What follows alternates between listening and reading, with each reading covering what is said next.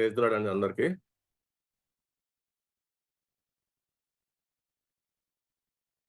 Praise lord అని.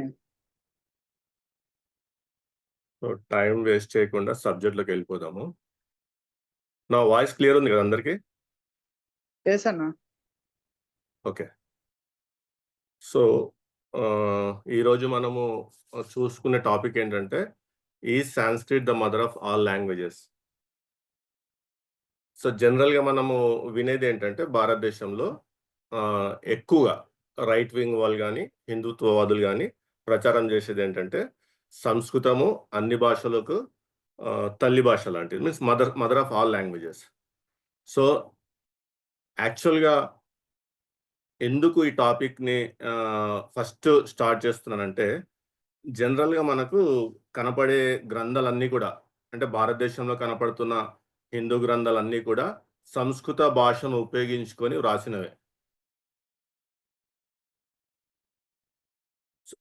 మీరు వేదాలు తీసుకోండి, ఉపవేదాలు తీసుకోండి, వేదాంగాలు తీసుకోండి, ధర్మశాస్త్రాలు తీసుకోండి, ఇతిహాసాలు తీసుకున్నా, పురాణాలు తీసుకున్నా, ఆగమ శాస్త్రాలు చూసుకున్నా, దర్శనాలు చూసుకున్నా, ఇంకా ఇతర కామెంటరీలు చూసుకున్నా కానీ ఏ గ్రంథం తీసుకున్నా కానీ మీకు ఆ గ్రంథం సంస్కృత భాషలో మాత్రమే రాయబడి ఉంటుంది.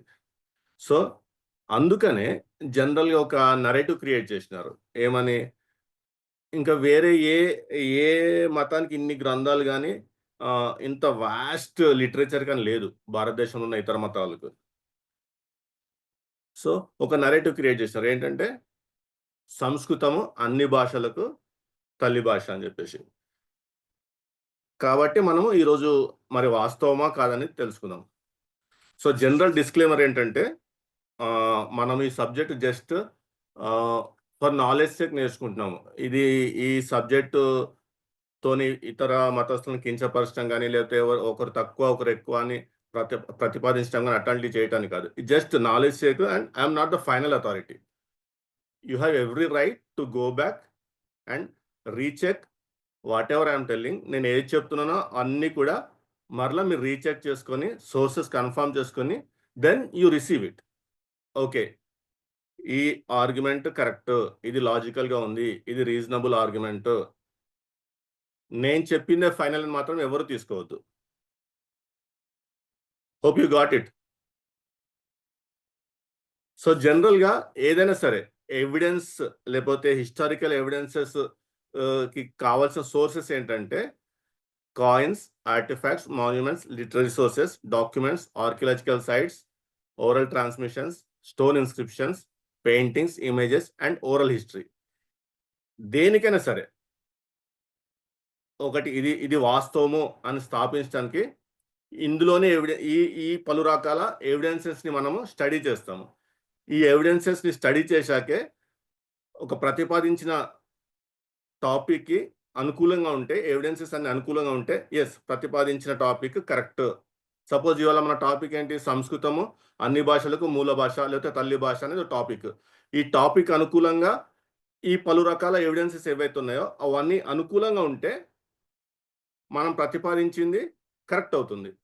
వ్యతిరేకంగా ఉంటే అది తప్పు అని నిర్ధారణకు వస్తాము. సో ఈ విధంగా మీరు నేను ఏదైతే ఈరోజు ప్రతిపాదిస్తున్నానో, లేకపోతే నేను ఏదైతే ఈరోజు ఆర్గ్యుమెంట్ బిల్డ్ చేస్తున్నానో, ఏదైతే ఈరోజు మీకు ఎక్స్ప్లెయిన్ చేస్తున్నానో, మీరు వాటిపై మరలా ఒక టైం తీసుకొని శ్రద్ధగా ప్రతిదీ పరిశీలించి ఎస్ ఈ ఆర్గ్యుమెంట్ కరెక్ట్ ఉంది, ఈరోజు ఈ బ్రదర్ ప్రతిపాదించింది కరెక్టే, వాస్తవమే అని మీరు అది నమ్మిన తర్వాత ఇంకో నలుగురికి చెప్పండి.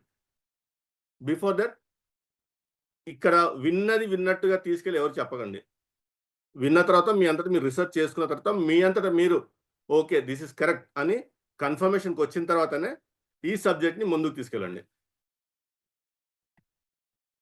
So mother of all languages అంటే డెఫినేషన్ ఏంటంటే ప్రతి లాంగ్వేజ్ ఏదైనా సరే ఈ సంస్కృత భాష నుండి వచ్చి ఉండాలా.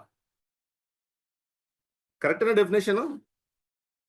మనం ఈ సెషన్ కొద్దిగా ఇంటరాక్టివ్గా ఉంచుదాము. వన్ సైడ్ నేను ఏదో చెప్పుకుంటే వెళ్ళిపోతే మీరు బోరింగ్ ఉంటుంది session. Literally you get bored. ఇప్పుడు మదర్ ఆఫ్ ఆల్ లాంగ్వేజెస్ అంటే ఏ భాష అయినా సరే, ఏ లాంగ్వేజ్ అయినా సరే సంస్కృత భాష నుండే డిరైవ్ అయి ఉండాలా. Then it can be termed as mother of all languages. అవునా కదా? అవునండి.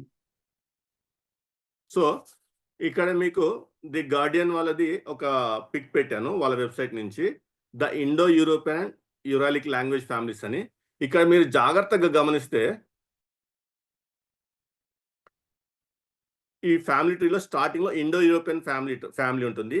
ఆ ఇండో యూరోపియన్ ఫ్యామిలీ అనేది యూరోపియన్ ఫ్యామిలీగా, ఇండో ఇరానియన్ ఫ్యామిలీగా డివైడ్ అవుతుంది. మళ్ళా ఈ ఇండో ఇరానియన్ ఫ్యామిలీ మళ్ళా ముందుకెళ్ళి ఇరానియన్‌గా, ఇండో ఆరియన్ ఫ్యామిలీగా డివైడ్ అవుతుంది. ఈ ఇరానియన్‌గా డివైడ్ అయిన లాంగ్వేజెస్ ఇవి. మళ్ళా ఈ ఇండో ఆరియన్ ఇండిక్‌గా డివైడ్ అయిన దగ్గర నుంచి అక్కడి నుంచి మళ్ళా eastern zone, northern zone, southern zone, central zone, western zone ఇట్లా డివైడ్ అవుతూ సంస్కృత భాష అనేది మీకు జస్ట్ ఒక చిన్న ఇక్కడ సర్కిల్ చేసి పెట్టాను చూడండి యెల్లోది. ఒక పార్ట్, ఒక లాంగ్వేజ్, అది కూడా ఒక లాంగ్వేజ్. ఇండిక్ లాంగ్వేజెస్‌లో ఈ southern zone, eastern zone, northern zone ఇవన్నీ డివైడ్ అయినాక సంస్కృత భాష కూడా ఈ లాంగ్వేజ్ ఫ్యామిలీకి చెందిన ఒక పార్ట్ అని మాత్రమే ఉంటుంది. అంతేకాని ఈ సంస్కృత భాష నుంచి ఇవన్నీ వచ్చినట్టు ఎక్కడ లేదు చూడండి. జాగ్రత్తగా గమనించండి. సో సంస్కృత భాషనే ఇంకొక భాష నుంచి డిరైవ్ అయినప్పుడు ఈ సంస్కృత భాష అన్ని భాషలకు మాతృభాష అని చెప్పలేం కదా. నెక్స్ట్ అవునండి. ఇప్పుడు ఆర్కియాలజికల్ సోర్సెస్ చూద్దాము. ఆర్కియాలజికల్ సోర్సెస్ చూసినప్పుడు అన్ని సివిలైజేషన్స్‌కి లాంగ్వేజ్‌తో పాటు స్క్రిప్ట్ కూడా ఉంది. ఈవెన్ మన ఇండస్ వ్యాలీ సివిలైజేషన్స్ కూడా వాళ్ళకు స్క్రిప్ట్ ఉంది. కానీ సాంస్క్రిట్ లాంగ్వేజ్‌కి ఈ రోజు వరకు స్క్రిప్ట్ లేదు. And they claim it as lord's language అని, దేవభాష అని, లేదా the gods use to speak this language అని చెప్పేసి. ఇప్పుడు దేవభాష అయిన సంస్కృతానికి ఈ రోజు వరకు లిపి లేదు. కానీ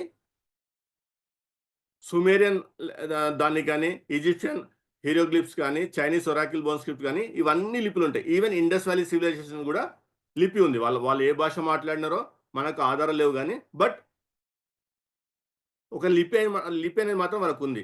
కానీ సంస్కృత భాషకు ఈ రోజు వరకు కూడా లిపి లేదు. సో ఒక లిపి లేని భాష నుండి వచ్చిన ఇతర భాషలకు లిపి ఉందంటే నమ్మశక్యంగా ఉంటుందా? లిపి లేని ఒక భాష మాతృభాషగా ఉంటుంది అంటున్నారు. కానీ ఆ భాష నుండి వచ్చిన ఇతర భాషలన్నిటికీ లిపి ఉంది. మాతృభాషకు మాత్రం లిపి లేదంటున్నారు. ఇది ఇల్లాజికల్. నెక్స్ట్ లిటరరీ సోర్సెస్ చూద్దాము. ఇక్కడ సాంస్క్రిట్ వర్సెస్ పర్షియన్ లాంగ్వేజ్ని కంపేర్ చేస్తూ మీకు స్లైడ్స్ చూపిస్తాను. ఈ పర్షియన్ లాంగ్వేజ్ అనేది కూడా ఇండో ఇరానియన్ లాంగ్వేజ్ నుంచి పర్షియన్ లాంగ్వేజ్ డిరైవ్ అయింది. ఇరానియన్ లాంగ్వేజ్ దాని నుంచి పర్షియన్ లాంగ్వేజ్ డిరైవ్ అయింది. ఇండో ఆరియన్ లాంగ్వేజ్ నుంచి సాంస్క్రిట్ లాంగ్వేజ్ డిరైవ్ అయింది. సో ఇండో ఆరియన్ లాంగ్వేజ్ నుంచి వేదిక్ సాంస్క్రిట్, సాంస్క్రిట్ తర్వాత ప్రాకృత్, తర్వాత ఇట్లా పాలి ఇవన్నీ డిరైవ్ అని చూపిస్తారు. At the same time Iranian language నుంచి middle Persian, old Persian language derive అని చూపిస్తారు. సో ఇక్కడ స్క్రీన్ పైన పర్షియన్ లాంగ్వేజ్లో ఉన్న కొన్ని వర్డ్స్, సాంస్క్రిట్ లాంగ్వేజ్ ఉన్న కొన్ని వర్డ్స్ పక్కన పెట్టాను. సిమిలర్గా ఉంటాయి. ఫర్ ఎగ్జాంపుల్ 2-3 చదివి వినిపిస్తాను. ఇక్కడ పర్షియన్లో బాజు అంటే సాంస్క్రిట్లో బాహు అవుతుంది. అది ఇంగ్లీష్లో ఆమ్. పర్షియన్లో దస్, సాంస్క్రిట్లో హస్, ఇంగ్లీష్లో హ్యాండ్. పర్షియన్లో ముష్ట్, సాంస్క్రిట్లో ముష్టి, ఇంగ్లీష్లో ఫిస్ట్. పర్షియన్లో పుష్ట్, సాంస్క్రిట్లో పృష్ట్, ఇంగ్లీష్లో బ్యాక్. అంటే వర్డ్స్ అన్ని సిమిలర్గా ఉంటున్నాయి. అట్లా ఇక్కడ జస్ట్ ఒక మన ఈ సబ్జెక్ట్ మాట్లాడుకోవడానికి ఈ టాపిక్ వరకు ఒక 60 వర్డ్స్ కంపారిజన్గా పెట్టాను. అందరికీ పీడిఎఫ్ బ్రదర్ షేర్ చేస్తాను. నేను ఆల్రెడీ బ్రదర్కి పీడిఎఫ్ షేర్ చేశాను. సో నేను ఫాస్ట్గా మూవ్ అవుతున్నా కానీ డోంట్ మైండ్. మీకు పీడిఎఫ్ ఉంటుంది కాబట్టి తర్వాత ఈ రికార్డింగ్ కూడా ఉంటుంది. You can compare and you can correlate అనమాట ఏం చెప్పినాను అనేది.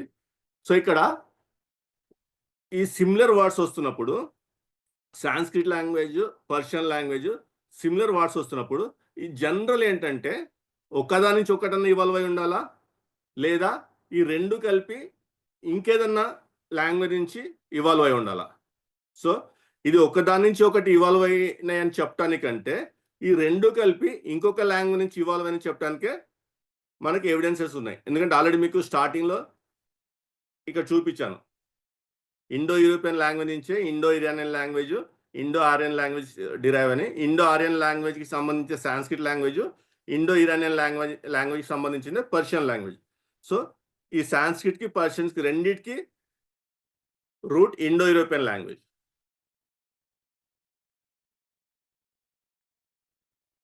సో మనం ఇప్పుడు లిటరరీ సోర్సెస్ చూద్దాం. ఏ లాంగ్వేజ్కైనా సరే గ్రామర్ అనేది పెద్దపీట.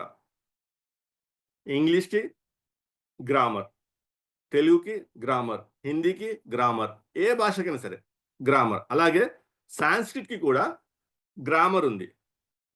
సాంస్క్రిట్కి గ్రామర్ అది పేరు చెప్పగలరు ఎవరన్నా?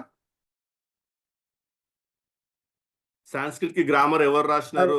అష్టాధ్యాయ. అష్టాధ్యాయి. గుడ్. సో ఈ అష్టాధ్యాయాన్ని మనం స్టడీ చేద్దాం. ఒక 10-15 మినిట్స్ స్టడీ చేద్దాము. తర్వాత ఇతర ఎవిడెన్సెస్ చూద్దాం.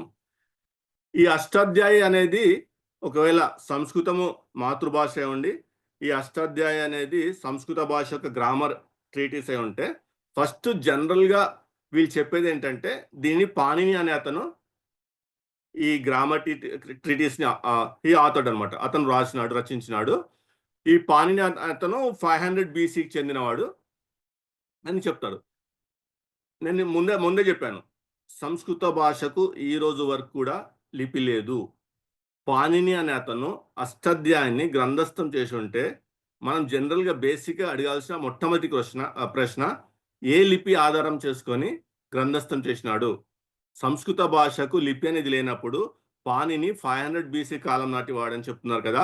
ఆ కాలంలో ఏ లిపిని ఆధారం చేసుకొని ఈ గ్రంథాన్ని గ్రంథస్థం చేసిన ఫస్ట్ బేసిక్ క్వశ్చన్. సో జనరల్గా మనం ఈరోజు చూస్తున్న అష్టాధ్యాయి అనేది దేవనాగరి భాష లిపిని ఉపయోగించుకొని గ్రంథస్థం చేసినారు. సో అసలు ఈ పాణిని ఎవరు?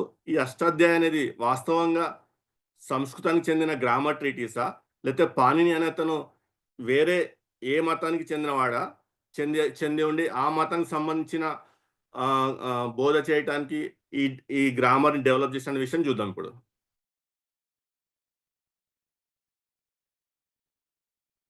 ఇక జనరల్గా నేను మీకు చెప్పదలుచుకుంది ఏంటంటే పాణిని అనే అతను బ్రాహ్మిన్ కాదు.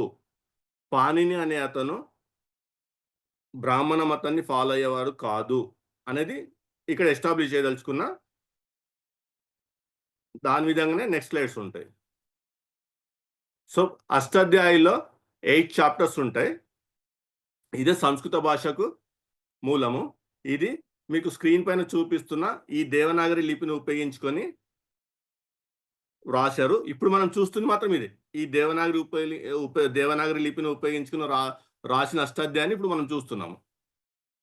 ఈ దేవనాగరి లిపి అనేది కూడా it came in to existence 10th century AD. అంటే అష్టాధ్యాయి అనేది ఇప్పుడు చూస్తున్న అష్టాధ్యాయి అనేది క్రీస్తు శకము 10వ శతాబ్దం తర్వాతనే రచించబడి ఉండాల. వీళ్ళు చెప్తున్నట్టు క్రీస్తు పూర్వము 5వ శతాబ్దం నాటిది, 4వ శతాబ్దం నాటి అన్ని కూడా అబద్ధాలు. అది చూద్దాం ఎందుకు అబద్ధం అనేది. ఇంకొకటి, ఈ సంస్కృత భాషని వేరే ఏ లిపి ద్వారా కూడా మనం రాయలేం. ఎందుకంటే దేవనాగరి లిపి కంటే మనకు భారతదేశంలో ఏన్షియంట్గా ఉన్నది దమ్మలిపి. దాన్నే బ్రహ్మలిపి కూడా అంటారు. ఆ దమ్మలిపి ఉన్న ఆ ఆల్ఫాబెట్స్ని యూజ్ చేసుకొని సంస్కృత పదాలను రాయటం అసంభవం. మీకు ఎగ్జాంపుల్గా ఇక్కడ స్క్రీన్ పైన పెట్టాను. కృష్ణ అని, విక్రమాదిత్య అని, ధర్మ అని, ప్రియ అని, సముద్ర, ఇటువంటి శబ్దాలు లేకపోతే ఈ పదాలు సంస్కృత భాషలో దమ్మలిపిని ఉపయోగించి రాయలేం. ఎందుకంటే ఈ ఆల్ఫాబెట్స్ దమ్మలిపిలో మనకు కనపడవు. సో ఇక్కడ జనరల్గా పాణిని మీద ఉన్న అభిప్రాయం ఏంటంటే this is from religion and society of the Panini age by Gajanan Pandey. ఇతను ఏం చెప్తున్నాడంటే ఈ పాణిని యొక్క పేరెంట్స్ పాణి అండ్ దక్షి అని ప్రస్తుతం పాకిస్తాన్ ఒకప్పటి గాంధార ప్రాంతంలో ఇతను జన్మించాడని చెప్తూ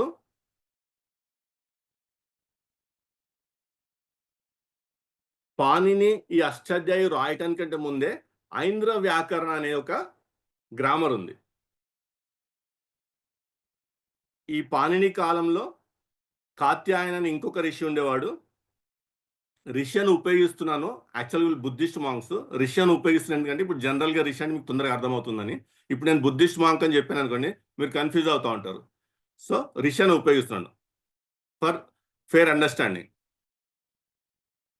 ఆ కాత్యాయన అనే అతనికిను ఈ పాణిని అతని మధ్య డిస్ప్యూట్ జరిగి లాంగ్వేజ్ విషయంలో ఐంద్ర వ్యాకరణకి వ్యతిరేకంగా పాణిని శివుడి యొక్క అనుగ్రహంతో అతను కాత్యాయన గెలవగా పాణిని మరలా ఇంకొక గ్రామర్‌ని రాయాలని చెప్పి నిర్ణయించుకుంటాడు.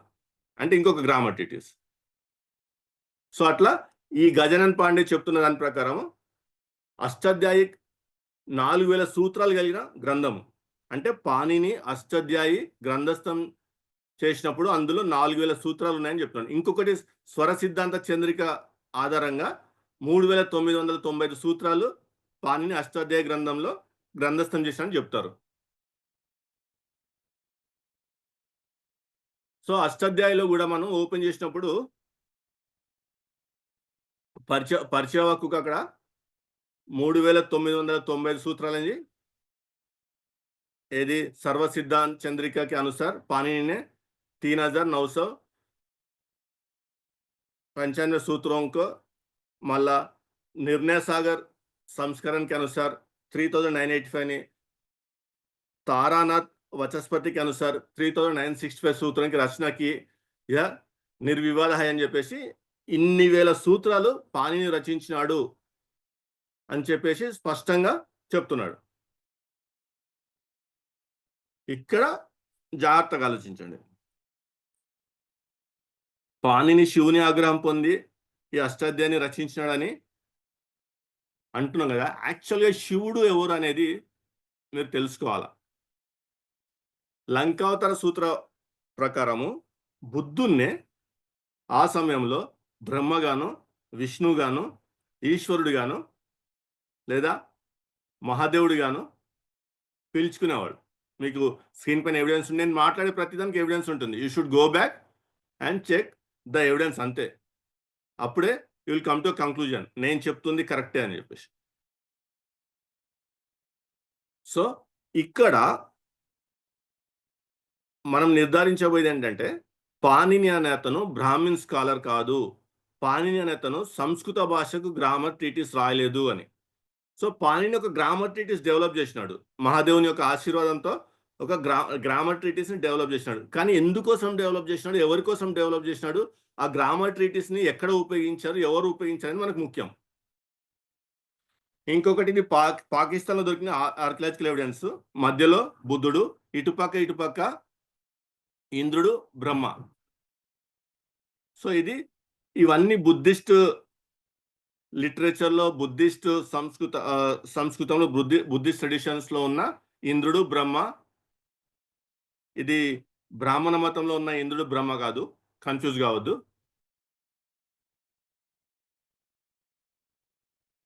నెక్స్ట్ టిబెటన్ బుద్ధిజంలో కూడా మహాదేవుడు అంటే ఇప్పుడు శివుని త్రినేత్రుడు కూడా పిలుచుకుంటారు.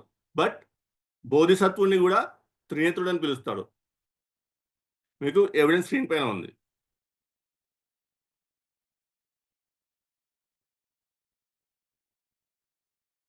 సో, ఇక్కడ మనం అష్టాధ్యాయి చూస్తే పాణిని అనే అతను ఒక గ్రంథం ఆధారంగా 4000 సూత్రాలని, ఇంకొక గ్రంథం ఆధారంగా 3990 సూత్రాలు రచించాడని మనం చూస్తాం. కానీ వాస్తవానికి ఈ అష్టాధ్యాయి అనేది ఇప్పుడు మనం చూస్తున్న అష్టాధ్యాయి దేవనాగరి లిపి ఉపయోగించిన గ్రంథస్థం చేయబడింది కాబట్టి ఇది 10వ శతాబ్దం తర్వాతనే ఉనికిలోకి వచ్చింది.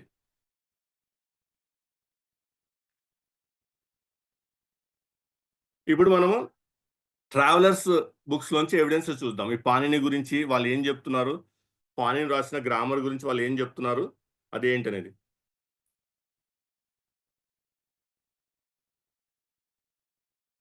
స్క్రీన్ పైన పెట్టాను చూడండి. 630 AD టు 645 AD మధ్య కాలంలో హేన్సాంగ్ అనే అతను భారతదేశానికి వచ్చినాడు. అతను బుద్ధిస్ట్ మాంక్. సో అతను తన ట్రావెల్ నోట్స్ని రికార్డ్ చేసినప్పుడు అందులో ఏమని రాస్తున్నాడంటే, వ్యాకరణ శాస్త్రకి రచయిత మహర్షి పాణిని కా జనం హువా థా. ఎక్కడ? పాకిస్తాన్‌లో అన్నమాట. అతని ప్రకారము Salatura village situated in the city of Attock within the region of Gandhara, అంటే ప్రెజెంట్ పాకిస్తాన్ అన్నమాట. అని రాస్తూ పాణిని కంటే ముందు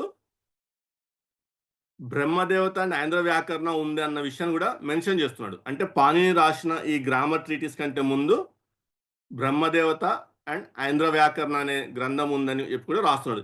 దీని విషయంలోనే గొడవ జరిగి కాత్యాయనునికి పాణినికి మధ్య గొడవ జరిగి కాత్యాయనుడు గెలవటం, పాణిని ఓడిపోవటం, మళ్ళీ పాణిని ఈ మహాదేవుని యొక్క ఆశీర్వాదంతో తన సొంత గ్రామర్ ట్రీటీని డెవలప్ చేయటం కూడా జరిగింది.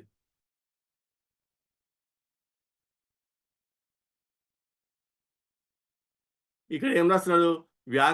వ్యాకరణ కి బనాయి జిస్మే ఏక్ సహస్ర శ్లోక్ తే, అంటే 1000 సూత్రాలు మాత్రమే ఉన్నాయని చెప్పి రాస్తున్నాడు.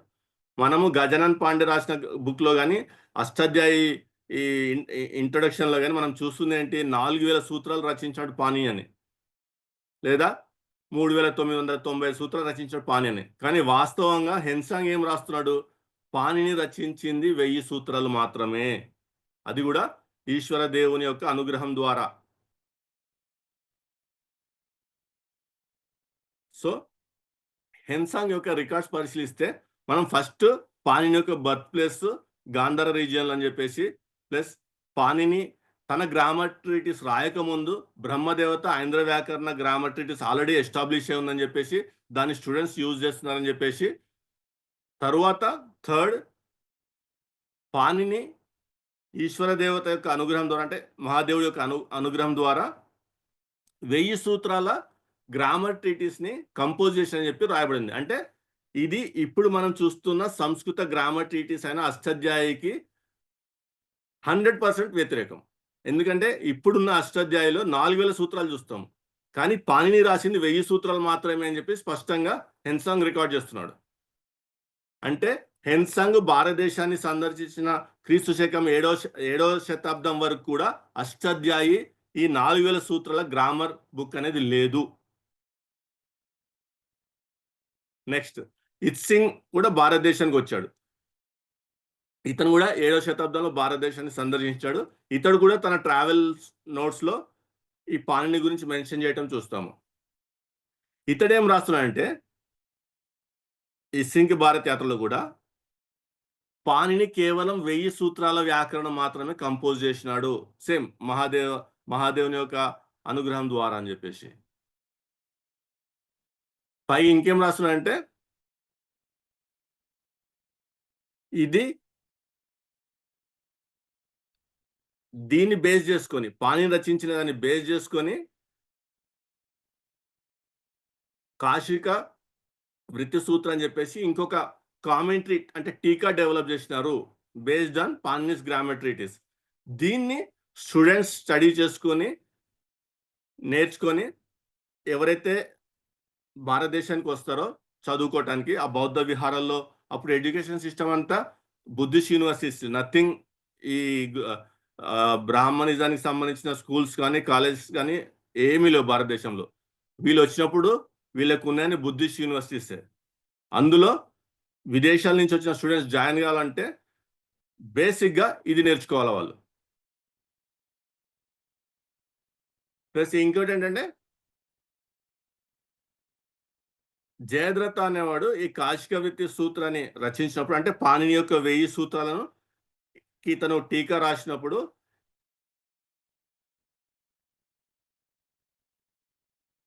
ఈ జయద్రథుడు అనేవాడు ఎప్పటివాడు అంటే ఈ యొక్క ఇత్సింగ్ యొక్క భారత్ యాత్ర చదివినప్పుడు 661 క్రీస్తు శకం నుండి 662 క్రీస్తు శకం మధ్య కాలంలో జీవించినాడని చెప్పేసి అర్థమవుతుంది.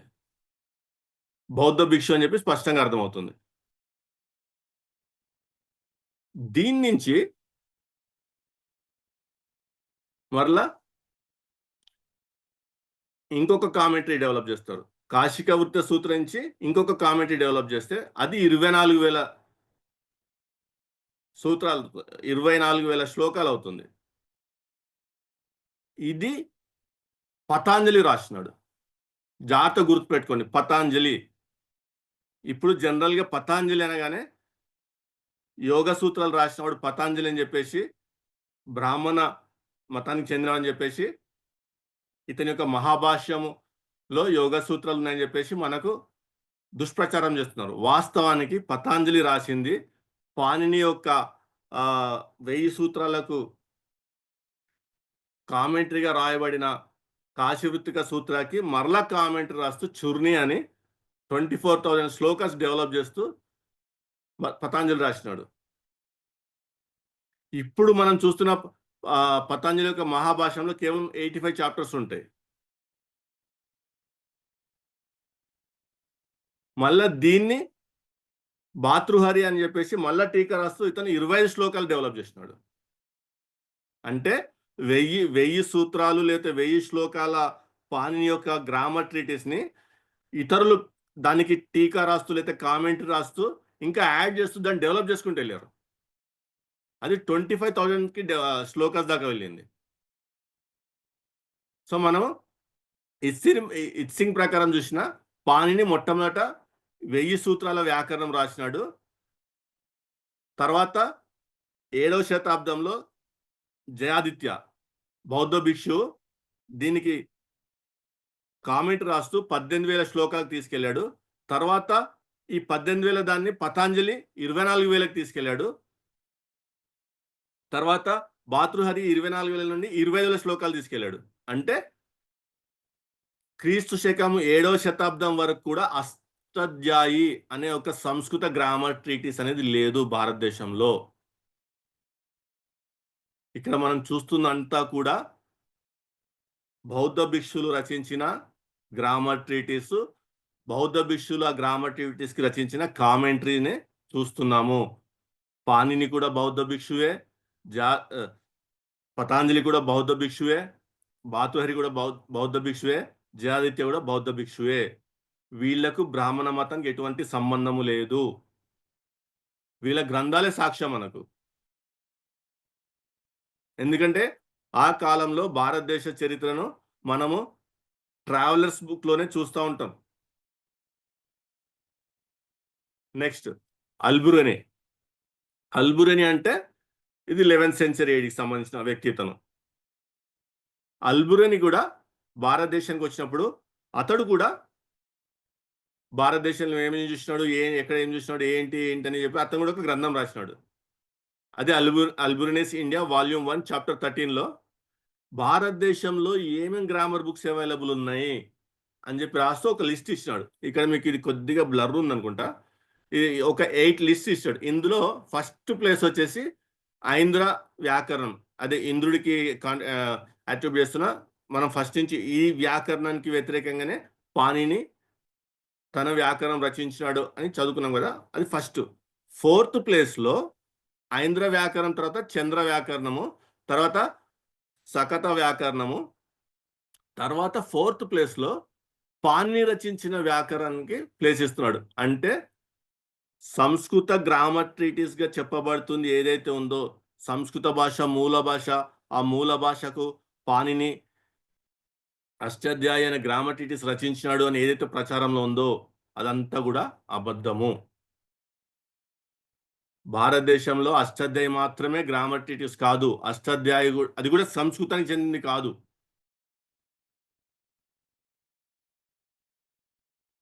ఇంకా అల్బురిని ఏం రాస్తాడంటే, ఆ కాలంలో ఆనందపాల అనే ఒక రూలరు ఈ ఉగ్రభూతి యొక్క శిష్యుడు అనమాట. ఆయన ఏమన్నాడంటే, ఉగ్రభూతి రచించిన వ్యాకరణాన్ని మీరు అందరూ ప్రమోట్ చేయండి. అలా ప్రమోట్ చేసినందుకు మీకు బహుమానంగా 2 లక్షల దిరమ్స్ ఇస్తాను అని చెప్పేసి ఉగ్రభూతి యొక్క గ్రామర్ ట్రీటీస్ని ప్రాచుర్యం తీసుకొచ్చినాడు.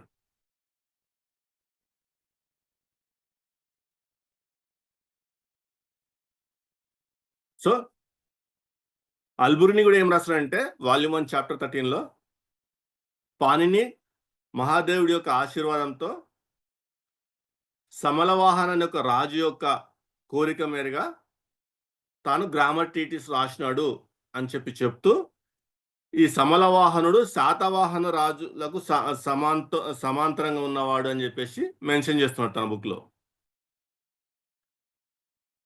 సో ఎక్కడ కూడా అష్టాధ్యాయి యొక్క ప్రస్తావన లేదు.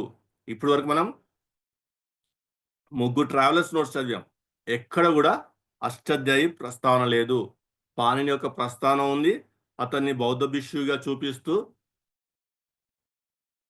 వాళ్ళు బౌద్ధ భిక్షులు బోధించే కళాశాలలో విదేశీ విద్యార్థులు వచ్చి చదువుకోవాలంటే పాణిని రాసిన ఈ వ్యాకరణాన్ని లేదా ఆ వ్యాకరణానికి కామెంట్ రాసిన ఇతర బౌద్ధ భిక్షుల కామెంట్ అధ్యయనం చేసిన తర్వాతనే వాళ్ళు సబ్జెక్ట్ చదువుకోవటానికి అర్హులు అని చెప్తూ ఎవిడెన్సెస్ చూస్తున్నాము.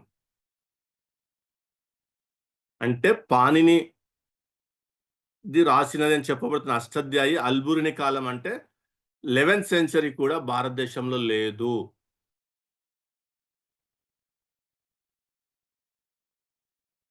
నెక్స్ట్ వెళ్దాం. ఇప్పుడు 11th సెంచరీ వరకు కూడా సంస్కృత భాషకు గ్రామర్ ట్రీటీస్ భారతదేశంలో లభ్యంలో లేనప్పుడు పాణిని యొక్క అష్టాధ్యాయాన్ని బేస్ చేసుకుని రచించిన సంస్కృత భాషా గ్రంథాలు ఎప్పుడు రచించబడ్డాయి అనేది క్వశ్చన్ రావాలి.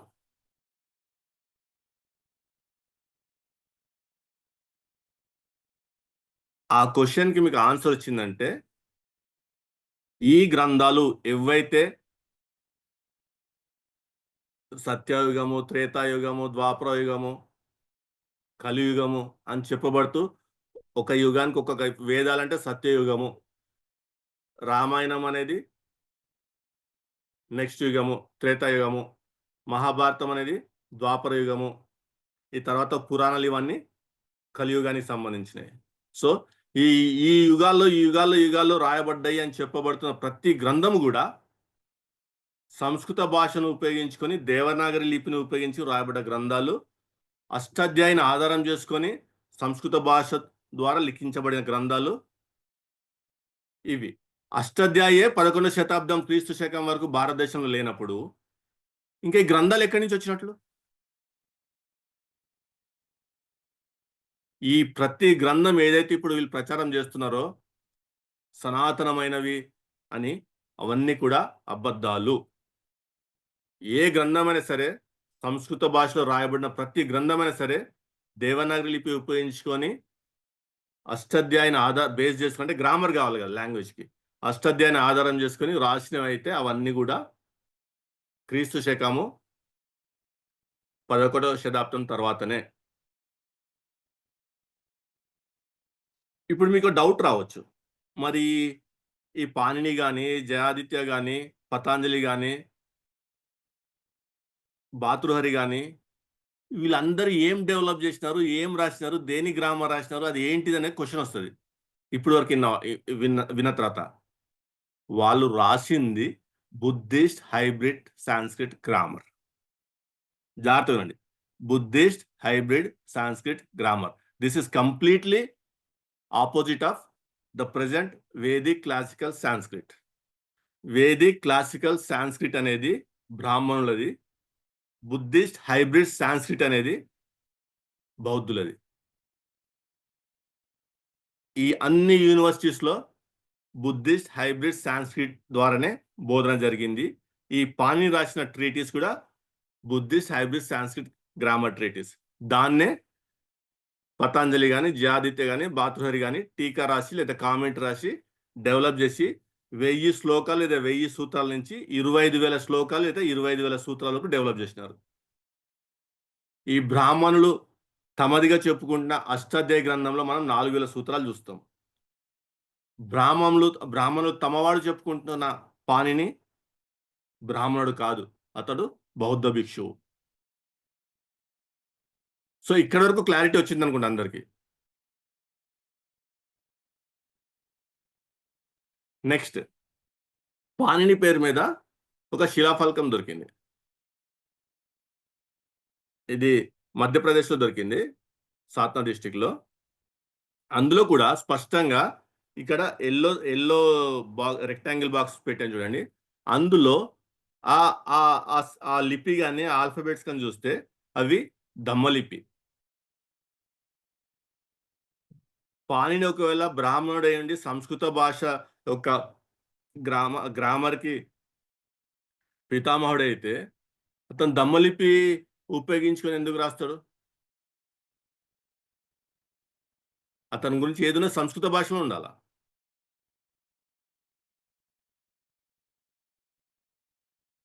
ఇప్పుడు మాన్యుస్క్రిప్ట్ ఎవిడెన్స్ చూద్దాం, లిటరరీ సోర్సెస్ చూద్దాం. The Bhandarkar oriental research institute వారు ఈ సంస్కృత భాషలో రాయబడిన ప్రతి గ్రంథాన్ని యొక్క మాన్యుస్క్రిప్ట్స్ సేకరించి వాళ్ళ దగ్గర స్టోర్ చేశారు. ఇది గవర్నమెంట్ అండర్లో రన్ అయ్యే ఆర్గనైజేషన్. ఇది ప్రైవేట్ ఆర్గనైజేషన్ కాదు. ఫండింగ్ అంతా గవర్నమెంట్ నుంచి వెళ్తుంది. సో వీళ్ళ ప్రకారము పేపర్ మాన్యుస్క్రిప్ట్ వచ్చేసి క్రీస్తు శకము 1320 తర్వాతనే లభించింది. అదే పామ్ లీఫ్ మాన్యుస్క్రిప్ట్ వచ్చేసి క్రీస్తు శకము 906 కాలం నాటిది వీళ్ళ దగ్గర లభ్యంలో ఉంది. వీళ్ళ దగ్గర ఎన్ని మాన్యుస్క్రిప్ట్ సేకరించారంటే 17,877 మాన్యుస్క్రిప్ట్ కలెక్షన్ వీళ్ళ దగ్గర ఉంది.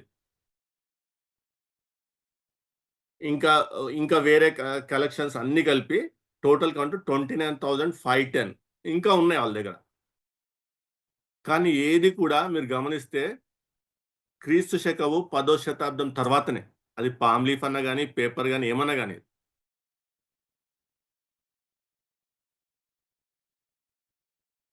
అంటే మాన్యుస్క్రిప్ట్ ఎవిడెన్స్ చూసినా కానీ సంస్కృత భాషను ఉపయోగించి వారు రాసుకున్న గ్రంథాలన్నీ కూడా క్రీస్తు శకము 10వ శతాబ్దం తర్వాతనే.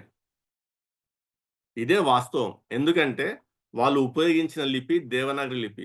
దేవనాగరి లిపి అనేది క్రీస్తు శకం 10వ శతాబ్దంలో సంపూర్ణంగా డెవలప్ అయింది. కాబట్టి వీళ్ళ గ్రంథాలకు మాన్యుస్క్రిప్ట్స్ అన్ని కూడా క్రీస్తు శకము 10వ శతాబ్దం తర్వాతనే అందుబాటులోకి వచ్చినాయి. అవే దొరుకుతున్నాయి ఎవిడెన్సెస్గా. ఇంకొకటి చూద్దాం, ఇంకొక గ్రంథం చూద్దాము. అష్టాధ్యాయి చూసాము, ఇంకొకటి చూద్దాము. ఇప్పుడు చంద్రగుప్త అంటే మనకు ఇన్ జనరల్ గుర్తుకొచ్చేది చాణక్యుడు. చాణక్యుని అర్థశాస్త్రం కానీ, చాణక్యుని నీతి శాస్త్రం కానీ ఒక గ్రంథం రాసినాడు. అది ఇప్పుడు మనకు సంస్కృత భాషలో లభ్యమవుతుంది.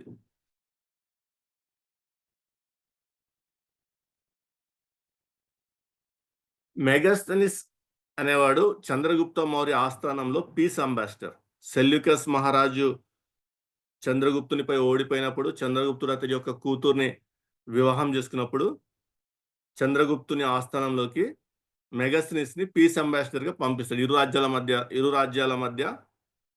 రాజుల మధ్య ఆ సమాధానం కంటిన్యూ, ఆ పీస్ అనేది కంటిన్యూ అయ్యేలా చూసుకునే బాధ్యత ఇతని మీద ఉంటుంది.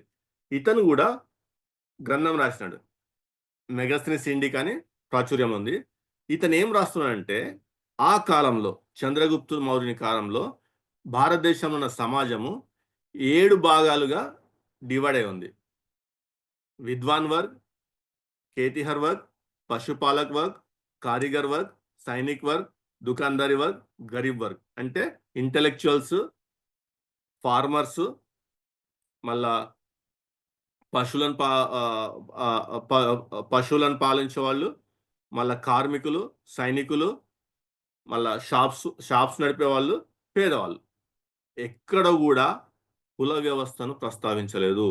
భారతదేశము బ్రాహ్మణులుగా, క్షత్రియులుగా, వైశ్యులుగా, శూద్రులుగా, అంటరాని వాళ్ళుగా వ్యవస్థ ఉంది అని మాత్రం రాయలేదు. కానీ చాణక్యుని అర్థశాస్త్రం చూసినప్పుడు మొత్తము మనువాద బ్రాహ్మణత్వమే కనపడుతుంది ఆ గ్రంథంలో. మీకు శ్లోకాలు చెప్పాను, మీకు పీడిఎఫ్లో రిఫర్ చేసుకోండి. ఎక్కడ కూడా చంద్రగుప్తుని కాలంలో కానీ, అశోకుని కాలంలో కానీ, వీరు వేయించిన శిలాశాసనం కానీ ఎక్కడ కూడా వారి గ్రంథాలు లేదా బౌద్ధ సాహిత్యంలో కానీ ఎక్కడ కూడా ఈ చాణక్యుడినే కౌటిల్యుడు అని కూడా పిలుస్తారు. ఎక్కడ కూడా ప్రస్తావన ఉండదు. ఈ అర్థశాస్త్రం యొక్క ప్రస్తావన ఉండదు. ప్లస్ మీరు అశోకుని కాలంలో ఆ శిలాఫలకాలు పరిశీలిస్తే ఎక్కడ కూడా అశోకుడు సంస్కృత భాషను ఉపయోగించి శిలాఫలకాలు వేయించింది లేదు. చంద్రగుప్తుని కాలంలో అక్షర రూపంలో రాయటం ఇంకా స్టార్ట్ కాలేదు. అశోకుని కాలంలోనే అక్షర రూపంలో రాయటం స్టార్ట్ చేసినారు. ఇది చరిత్ర చెప్తుంది మనకు. సో వీళ్ళ భాష పాలి ప్రాకృత్. రాజు ఆ రాజ్యము పాలి ప్రాకృత్ భాషను అనుదిన సంభాషణకి ఉపయోగిస్తుంటే ఆ రాజ్యంలో రాజు యొక్క గురువు లేదా రాజ్యాన్ని అడ్మినిస్ట్రేషన్ హెడ్ లేదా మంత్రి అయిన ఈ చంద్రగుప్తుడు లేదా కౌటిల్యుడు సంస్కృత భాషను ఉపయోగించి అడ్మినిస్ట్రేషన్ ఎట్లా చేయాలని చెప్పి బుక్ రాస్తాడా? అంటే నమ్మశక్యంగా లేని వాస్తవాలు ఇవి, ఎటువంటి ఆధారం లేని విషయాలు ఇవి. ఇంకొకటి చూద్దాం. ఇప్పుడు వీళ్ళు గొప్పగా చెప్పుకుంటారు క్యాలెండర్ వీళ్ళకు బ్రాహ్మణులకు క్యాలెండర్ ఇచ్చారని చెప్పేసి అంత మిత్. కాకపోతే అవే మనకు ప్రాచుర్యం ఉంది కాబట్టి చెప్తారు. వాళ్ళు ఏదో క్యాలెండర్ని సృష్టించినట్టు, సనాతనం నుంచి వాళ్ళు ఉన్నట్టు, భారతదేశంలో వాళ్ళ క్యాలెండర్ సనాతనం నుంచి ఫాలో అవుతున్నట్టు, ఇవన్నీ అబద్ధాలు చెప్తుంటారు. ప్లస్ ఆ క్యాలెండర్ని కూడా విక్రమ్ సావంత్ అని చెప్పి సంబోధిస్తారు. యాక్చువల్గా భారతదేశంలో క్యాలెండర్ స్టార్ట్ చేసింది ఇండోసైథియన్స్. బయటి నుంచి భారతదేశానికి వచ్చిన ఈ ఇండోసైథియన్స్ వారు ఫస్ట్ క్యాలెండర్ని డెవలప్ చేసినారు. అది శాక సంవత్. వీళ్ళు శకులు కదా, వీళ్ళని శాకాసన్ కూడా అంటారు. ఇండోసైథియన్స్ శాకాసన్ కూడా అంటారు. ఇది 78 BC నుంచి స్టార్ట్ అయింది. దీని కంట్రిబ్యూటర్స్ ఎవరు అంటే కుషాన్ డైనాసిటీ యొక్క కనిష్కుడు ప్లస్ అతని పూర్వీకుడైన శాస్తన అనేవాడు. వీళ్ళను ఓడించిన చంద్రగుప్త II లేదా విక్రమాదిత్యుడు ఈ క్యాలెండర్కి మార్పులు చేర్పులు చేసి వీరి యొక్క క్యాలెండర్ని తన పేరు మీదుగా విక్రమ సంవత్ క్యాలెండర్ అని చెప్పేసి చేస్తూ 78 BC నుంచి 57 BC తీసుకొచ్చి అక్కడి నుంచి స్టార్ట్ చేశాడు మార్పులు చేర్పులు చేసి. ఈ క్యాలెండర్నే బ్రాహ్మణులు తమ క్యాలెండరు బ్రహ్మపురాణంలో బ్రహ్మ తమకు ఇచ్చినట్టుగా చెప్పుకున్నట్టు ఎవిడెన్స్ లేదు. బ్రహ్మపురాణంలో బ్రహ్మ మరి ఎప్పుడు ఇచ్చినాడో వీళ్ళకు ఎవిడెన్స్ ఏం లేదు. కాకపోతే ఒక మిత్ క్రియేట్ చేసినారు స్టోరీ. క్యాలెండర్ కూడా వీళ్ళది కాదు. సో ఇట్లా ప్రతిదీ ఇతరులది వీళ్ళు తమదిగా ప్రాచుర్యం తీసుకొచ్చి వాళ్ళ వాయిస్ మెజారిటీ వాయిస్ కాబట్టి అదే మనం నమ్ముతున్నాం. నెక్స్ట్ ఎపిగ్రాఫికల్ ఎవిడెన్స్ చూద్దాం. స్టోన్ ఇన్స్క్రిప్షన్ కానీ కాయిన్స్ కానీ. ఇది ఆర్కియలాజికల్ సర్వే ఆఫ్ ఇండియా వెబ్సైట్లో మనకేం కనపడుతుందంటే ఎర్లియస్ట్ లాంగ్వేజ్ ఏవైతే ఉన్నాయో అశోక కాలంలో లాంగ్వేజ్ ఇన్స్క్రిప్షన్స్ ఏవైతే ఉన్నాయో స్టోన్ ఇన్స్క్రిప్షన్ అశోక కాలం నాటిలో అందులో వాడబడిన భాష ప్రాకృత్, గ్రీక్, అరామిక్. అశోకుడు వేయించిన శిలాశాసనాల్లో ఎక్కడ కూడా అశోకుడు భారతదేశం అంతా లేకపోతే అశోకుడు పాలించిన జంబూద్వీప ప్రాంతం అంతా కూడా అశోకుడు తనను తాను జంబూద్వీప పాలకుడుగా శాసనాలు వేయించుకున్నాడు. అతను పాలిస్తున్న భూభాగాన్ని జంబూద్వీపంగా పేర్కొన్నాడు. తనను తాను దేవానం పియదసిగా మెన్షన్ చేస్తూ శిలాశాసనాలు వేయించినాడు. అందులో ఎక్కడ కూడా సంస్కృత భాషను ఉపయోగించి ఒక్క శాసనం కూడా వేయించలేదు. ఇది ఆర్కియలాజికల్ సర్వే ఆఫ్ ఇండియా వాళ్ళు చెప్తున్న విషయం. వాళ్ళు ఇంకేం చెప్తున్నారంటే వాళ్ళ పాలి ప్రాకృత్ భాషని క్రీస్తు శకము 3వ శతాబ్దము 4వ శతాబ్దం తర్వాత ఈ గుప్తులు అధికారంలోకి వచ్చినాక మెల్లగా సాంస్క్రిట్ వైపు వెళ్ళారని చెప్పేసి చెప్తున్నారు. కానీ కాదు, ఇది కూడా తప్పే. నేను నెక్స్ట్ చూపిస్తాను ఎందుకు తప్పనేది. ఇంకోటి ఏం రాశారంటే ఆర్కియలాజికల్ సర్వే ఆఫ్ ఇండియాలో క్రీస్తు శకము 2వ శతాబ్దంలో దొరికిన యజ్ఞ శాతకర్ణి యొక్క కాయిన్స్ లో సంస్కృత భాషను ఉపయోగించబడింది అని చెప్పేసి రాస్తారు. కానీ అబద్ధం. ఇక్కడ మీకు right side, extreme right side అది పెట్టాను చూడండి ఎవిడెన్స్. అందులో స్పష్టంగా ఏమని ఉంటదంటే బ్రహ్మీ లిపిని ఆధారం చేసుకొని లేదా దమ్మ లిపిని ఆధారం చేసుకొని రాసిన ఈ కాయిన్ ఇది. సంస్కృత భాష కాదు.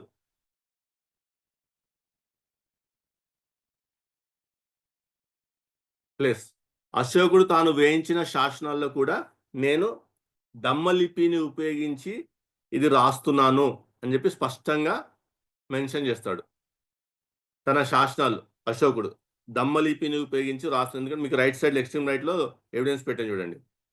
ఎట్ ది సేమ్ టైం అశోకుడు వేసిన శాసనాలు అన్ని కూడా ఖరోష్టి, గ్రీక్, అరామిక్, దమ్మలిపిలో కనపడతాయి. ఎక్కడ కూడా సంస్కృత భాషను ఉపయోగించలేదు. ఈవెన్ సముద్రగుప్తుడు తన శాసనాలు కూడా దమ్మలిపిని ఉపయోగించుకొనే శాసనాలు వేయించారు. సంస్కృత భాష వాడారు. So archaeological survey of India వాళ్ళు చెప్తున్నట్టు గుప్తుల కాలంలో సంస్కృత భాష వర్ధిల్లింది అని చెప్తుంది కూడా నమ్మశక్యంగా లేదు. ఎందుకంటే వాళ్ళ పేర్లు కూడా సంస్కృతంలో రాయలేదు. ఇప్పుడు వీళ్ళు విక్రమాదిత్యుడని, చంద్రగుప్తుడు అని చెప్పేసి సాంస్క్రిటైజ్ చేసి వాళ్ళ పేర్లను మనకు పరిచయం చేసినా కానీ వాళ్ళ లెఫ్ట్ సైడ్ చూడండి స్క్రీన్ మీద, వాళ్ళు విక్రమాదిత్యుడు వేక్మాదత్, చంద్రగుప్తుడేమో చద్గుపత్ అట్లా రాసుకున్నారు పేర్లు. అంటే ఈ ప్రాకృత్ భాషలో దమ్మలిపిలోనే వాళ్ళ పేర్లు రాసుకున్నారు. సంస్కృత భాషలో వాళ్ళ పేర్లు రాసుకోలేదు. ఇప్పుడు మనము చంద్రగుప్తుడని, విక్రమాదిత్యుడని సంస్కరించబడిన సంస్కృత భాషలోని వాళ్ళ పేర్లను చదువుతున్నాం. కానీ లిటరల్గా హిస్టరీలోకి వెళ్తే విక్రమాదిత్యుడి పేరు వేక్మాదత్, చంద్రగుప్తుడి పేరు చద్గుపత్. చూడండి ఎంత హిస్టరీని ఎంతగా మార్చుతూ ఏమరుస్తున్నారు. నెక్స్ట్ ఇక్కడ మీకు అశోకుని యొక్క చరిత్ర అసలు మనకి ఎప్పుడు బయటపడింది? మన పూర్వీకుల భాష లేదా మన ప్రాచీన భారతదేశ భాష ప్రాకృత్ భాష అని, పాలి భాష అని మనం దమ్మలిపి ఉపయోగించాలని చెప్పేసి ఎప్పుడు బయటపడిందంటే జేమ్స్ ప్రిన్స్పీ అనే అతను 19వ శతాబ్దంలో బయట పెట్టే వరకు మనకు బయటపడలేదు. ఫిరోజ్ షా తుగ్లక్ అనే ఒక ముస్లిం రాజు పరిపాలనలో అతడు 2 అశోకన్ పిల్లర్స్ ని కనుగొన్నాడు. యుద్ధానికి వెళ్ళినప్పుడు 2 అశోక పిల్లర్స్ కనుగొని అతడు ఆ పిల్లర్స్ చూసి ఆ పిల్లర్ యొక్క నునుపుతనం, ఆ పిల్లర్ మీద ఆ షైనింగ్, ఆ నునుపుతనము ప్లస్ అవన్నీ చూసి అతను ఢిల్లీకి ట్రాన్స్ఫర్ చేసుకున్నాడు. ఆ పిల్లర్స్ ని